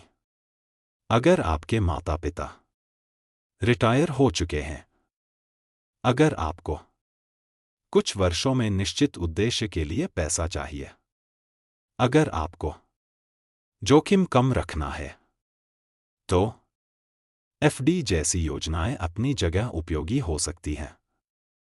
हर निवेश तेजी से पैसा बढ़ाने के लिए नहीं होता। कुछ निवेश सुरक्षा देने के लिए भी होते हैं। सबसे बड़ा निवेश जो लोग भूल जाते हैं। अब मैं आपको एक ऐसे निवेश के बारे में बताता हूं जो अक्सर सबसे अधिक लाभ दे सकता है। आपकी स्किल। मान लीजिए आप 50,000 रुपए खर्च करके कोई नई स्किल सीखते हैं और उससे आपकी आय हर महीने 10,000 रुपए बढ़ जाती है। तो क्या वह निवेश कई अन्य निवेशों से अधिक मूल्यवान नहीं हो सकता? याद रखिए, सबसे पहले कमाने की क्षमता बढ़ाइए, फिर निवेश की क्षमता अपने आप बढ़ेगी। अपने घर को कैसे सोचें? बहुत लोग पूछते हैं, क्या अपना घर निवेश है? अगर आप उस घर में रहते हैं तो वह सबसे पहले आपके परिवार की सुरक्षा है, भावनात्मक आधार है, स्थिरता है। अगर भविष्य में वही घर किराए की आय देने लगे तो वह आय पैदा करने वाली संपत्ति भी बन सकता है। हर घर का उद्देश्य एक जैसा नहीं होता। करोड़पति कैसे सोचता है? वह हर रुपए से पूछता है, तुम मेरे लिए क्या काम करोगे? कुछ रुपए कहते हैं, मैं इमरजेंसी फंड बनूंगा। कुछ, मैं बच्चों की पढ़ाई के लिए रहूंगा। कुछ, मैं म्यूचुअल फंड में जाऊंगा। कुछ, मैं जमीन खरीदूंगा। कुछ, मैं नया व्यवसाय शुरू करूंगा। कुछ, मैं नई स्किल सीखूंगा। यही धनवान सोच है। हर रुपए का एक उद्देश्य। एक परिवार की योजना। मान लीजिए एक परिवार की मासिक बचत 20,000 रुपए है। क्या पूरा पैसा एक ही जगह जाएगा? जरूरी नहीं। वे अपने लक्ष्य, समय और जोखिम को देखकर अलग अलग हिस्सों में योजना बना सकते हैं। उदाहरण के लिए, कुछ राशि इमरजेंसी फंड को मजबूत करने में, कुछ नियमित दीर्घकालिक निवेश में, कुछ भविष्य में घर या जमीन के लिए, कुछ बच्चों की शिक्षा के लिए और कुछ नई स्किल सीखने में। यह केवल एक उदाहरण है, निश्चित नियम नहीं। हर परिवार की परिस्थितियां अलग होती हैं। एक गलती जो लोग बार बार करते हैं। किसी रिश्तेदार ने कहा, यह प्लॉट ले लो। खरीद लिया। किसी दोस्त ने कहा, यह शेयर ले लो। खरीद लिया। किसी यूट्यूब वीडियो ने कहा, यह कॉइन अगले साल 10 गुना होगा। पैसा लगा दिया। याद रखिए, दूसरों की सलाह सुनिए, लेकिन निर्णय समझकर लीजिए, क्योंकि पैसा आपका है, भविष्य भी आपका है। आज का संकल्प। आज मैं किसी एक निवेश से प्यार नहीं करूंगा। मैं अपने भविष्य के लिए संतुलित योजना बनाऊंगा। मैं सीखूंगा, समझूंगा, फिर निवेश करूंगा, क्योंकि निवेश का उद्देश्य जल्दी अमीर बनना नहीं है। निवेश का उद्देश्य धीरे धीरे मजबूत बनना है। याद रखिए, जमीन आपको स्थिरता दे सकती है। सोना विविधता और सुरक्षा का हिस्सा बन सकता है। निवेश बाजार समय के साथ वृद्धि का अवसर दे सकते हैं। स्किल आपकी आय बढ़ा सकती है। और व्यवसाय, यदि सही योजना, मेहनत और समझ के साथ किया जाए, तो नई संभावनाएं खोल सकता है। लेकिन इनमें से कोई भी अकेला आपको आर्थिक स्वतंत्रता नहीं देगा। आर्थिक स्वतंत्रता तब बनती है जब ये सब एक टीम की तरह आपके लिए काम करने लगते हैं। अगले अध्याय। अब हम बात करेंगे उस सपने की जो लगभग हर भारतीय परिवार देखता है। अपनी पहली संपत्ति कैसे बनाएं? पहला प्लॉट, पहला घर, पहला किराए का कमरा, पहली दुकान, और कैसे एक साधारण नौकरी करने वाला व्यक्ति 20-25 वर्षों में ऐसी संपत्तियां बना सकता है जो उसके बाद भी उसके परिवार के लिए आय का स्रोत बनी रहें। अध्याय 11। पहली संपत्ति वह दिन जो आपकी आने वाली पीढ़ियों की दिशा बदल सकता है। किराए के घर से किराया कमाने वाले बनने तक की यात्रा। आज मैं आपको 2 परिवारों की कहानी सुनाता हूं। दोनों परिवार एक ही शहर में रहते थे। दोनों की आय लगभग समान थी। दोनों के बच्चे एक ही स्कूल में पढ़ते थे। दोनों मेहनती थे। लेकिन 20 साल बाद एक परिवार अब भी हर महीने किराया दे रहा था। दूसरे परिवार के पास अपना घर था। ऊपर 2 किराए के कमरे थे। एक छोटी दुकान किराए पर दी हुई थी। और हर महीने बिना नौकरी किए भी कुछ आय उनके खाते में आ जाती थी। दोनों की शुरुआत लगभग एक जैसी थी। फिर अंतर कहाँ आया? अंतर एक बड़े फैसले में नहीं, बल्कि सैकड़ों छोटे फैसलों में था। संपत्ति क्या होती है? बहुत लोग समझते हैं जिसकी कीमत अधिक हो वही संपत्ति है। लेकिन मैं आपको एक अलग तरीके से सोचने के लिए कहूंगा। अपने आप से पूछिए, क्या यह चीज भविष्य में मेरी मदद करेगी? अगर कोई चीज आपको सुरक्षा देती है या भविष्य में आय का स्रोत बन सकती है, तो वह आपके लिए मूल्यवान संपत्ति हो सकती है। लेकिन हर महंगी चीज संपत्ति नहीं होती। 25 लाख रुपए की कार महंगी हो सकती है, लेकिन वह हर महीने खर्च भी करा सकती है। वहीं 25 लाख रुपए की ऐसी संपत्ति जो समय के साथ आय उत्पन्न करे, आपकी आर्थिक स्थिति को अलग दिशा दे सकती है। घर सिर्फ रहने की जगह नहीं। भारत में अपना घर सिर्फ ईंट और सीमेंट नहीं होता।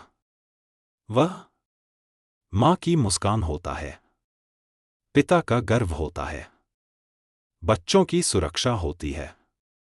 जब किसी परिवार के पास अपना छोटा सा घर होता है, तो उनके मन में एक अलग शांति होती है। लेकिन अगर कभी अवसर मिले, तो घर को केवल रहने की जगह मत रहने दीजिए। सोचिए, क्या भविष्य में इसमें एक अतिरिक्त कमरा बन सकता है? क्या ऊपर एक मंजिल बनाई जा सकती है? क्या एक छोटी दुकान निकाली जा सकती है? क्या यह संपत्ति एक दिन आपके लिए भी कमा सकती है? पहला प्लॉट। कई लोग कहते हैं, जब मेरे पास बहुत पैसा होगा तब जमीन खरीदूंगा। लेकिन अक्सर जिन्होंने समय रहते योजना बनाई, उन्होंने छोटी शुरुआत की। कोई शहर से थोड़ा दूर एक छोटा प्लॉट ले पाया। कोई गांव में ऐसी जगह जहां भविष्य में विकास की संभावना थी। हर जगह सही निवेश नहीं होती। इसलिए जल्दबाजी नहीं, जांच, दस्तावेज, कानूनी स्थिति और अपनी आर्थिक क्षमता, यही 4 बातें। सबसे पहले, ईएमआई से डरिए मत। लेकिन समझिए, अगर आप ऐसा ऋण लेते हैं जिसकी किश्त आपकी आय के अनुसार आराम से चुकाई जा सकती है और वह आपको एक उपयोगी संपत्ति बनाने में मदद करता है, तो वह एक योजनाबद्ध निर्णय हो सकता है। लेकिन अगर ईएमआई इतनी बड़ी हो जाए कि हर महीने तनाव होने लगे, तो वह आपकी स्वतंत्रता कम कर सकती है। याद रखिए, घर आपके लिए होना चाहिए। आप घर की किस्तों के गुलाम नहीं बनने चाहिए। एक मंजिल, फिर दूसरी। मैंने भारत में हजारों ऐसे परिवार देखे हैं जिन्होंने एक साथ महल नहीं बनाया। पहले 2 कमरे, फिर कुछ वर्षों बाद एक और कमरा, फिर ऊपर एक मंजिल, फिर वह किराए पर चली गई। धीरे धीरे उस किराए से अगला निर्माण हुआ। यही है धीमी लेकिन मजबूत प्रगति। आजकल लोग YouTube पर 1 साल में करोड़पति बनने की बातें सुनते हैं, लेकिन वास्तविक जीवन में बहुत सी संपत्तियां 10, 15 या 20 वर्षों की योजना से बनती हैं। किराया जो हर महीने दरवाजा खटखटाता है। कल्पना कीजिए, आपकी नौकरी चल रही है और हर महीने एक किराएदार भी कुछ आय दे रहा है। फिर दूसरा, फिर तीसरा। एक दिन आपको एहसास होगा कि आपकी पूरी आय अब केवल आपकी नौकरी पर निर्भर नहीं रही। यही आर्थिक स्वतंत्रता की दिशा है। लेकिन हर किसी को रियल एस्टेट करना जरूरी नहीं। यह अध्याय यह नहीं कह रहा कि हर व्यक्ति आज ही जमीन खरीद ले। नहीं, कुछ लोगों के लिए पहले स्किल बेहतर बनाना अधिक जरूरी हो सकता है। कुछ के लिए इमरजेंसी फंड, कुछ के लिए कर्ज कम करना, कुछ के लिए नियमित निवेश शुरू करना। हर व्यक्ति एक ही जगह से शुरुआत नहीं करता। महत्वपूर्ण यह है कि आप जहां हैं वहीं से एक कदम आगे बढ़े। घर की महिलाओं की ताकत। अब मैं उन महिलाओं से बात करना चाहता हूं जो सोचती हैं, मैं कमाती नहीं, मैं क्या योगदान दूं? मैं कहना चाहता हूं, आपका योगदान बहुत बड़ा हो सकता है। अगर घर का खर्च समझदारी से चले तो बचत बढ़ सकती है। अगर घर की छत खाली है तो क्या भविष्य में वहां एक कमरा बन सकता है? अगर आप स्वादिष्ट अचार, पापड़, मसाले या टिफिन बना सकती हैं तो क्या वह छोटा व्यवसाय बन सकता है? अगर आप सिलाई जानती हैं तो क्या वह अतिरिक्त आय बन सकती है? अगर आप बच्चों को पढ़ा सकती हैं तो क्या शाम की ट्यूशन शुरू हो सकती है? याद रखिए, आर्थिक स्वतंत्रता सिर्फ एक व्यक्ति की यात्रा नहीं, पूरे परिवार की यात्रा है। बच्चों को भी सिखाइए। अगर आपका बच्चा 10 साल का है तो उसे केवल जेब खर्च मत दीजिए, उसे बचत भी सिखाइए। उसे यह भी बताइए कि पैसा पेड़ पर नहीं उगता और सिर्फ बैंक में रखने से भी नहीं बढ़ता। उसे काम करना पड़ता है। जैसे इंसान काम करता है वैसे पैसा भी। विरासत क्या है? बहुत लोग सोचते हैं विरासत का मतलब सिर्फ जमीन छोड़ जाना है। मैं कहता हूं, सबसे बड़ी विरासत सोच है। अगर आप अपने बच्चों को अनुशासन, बचत, निवेश, ईमानदारी और मेहनत सिखा गए तो संभव है कि वे उस संपत्ति को और आगे बढ़ाए। अगर आप केवल पैसा छोड़ गए लेकिन समझ नहीं, तो वह संपत्ति कुछ वर्षों में समाप्त भी हो सकती है। आज का संकल्प। आज मैं अपनी पहली संपत्ति के बारे में गंभीरता से सोचूंगा।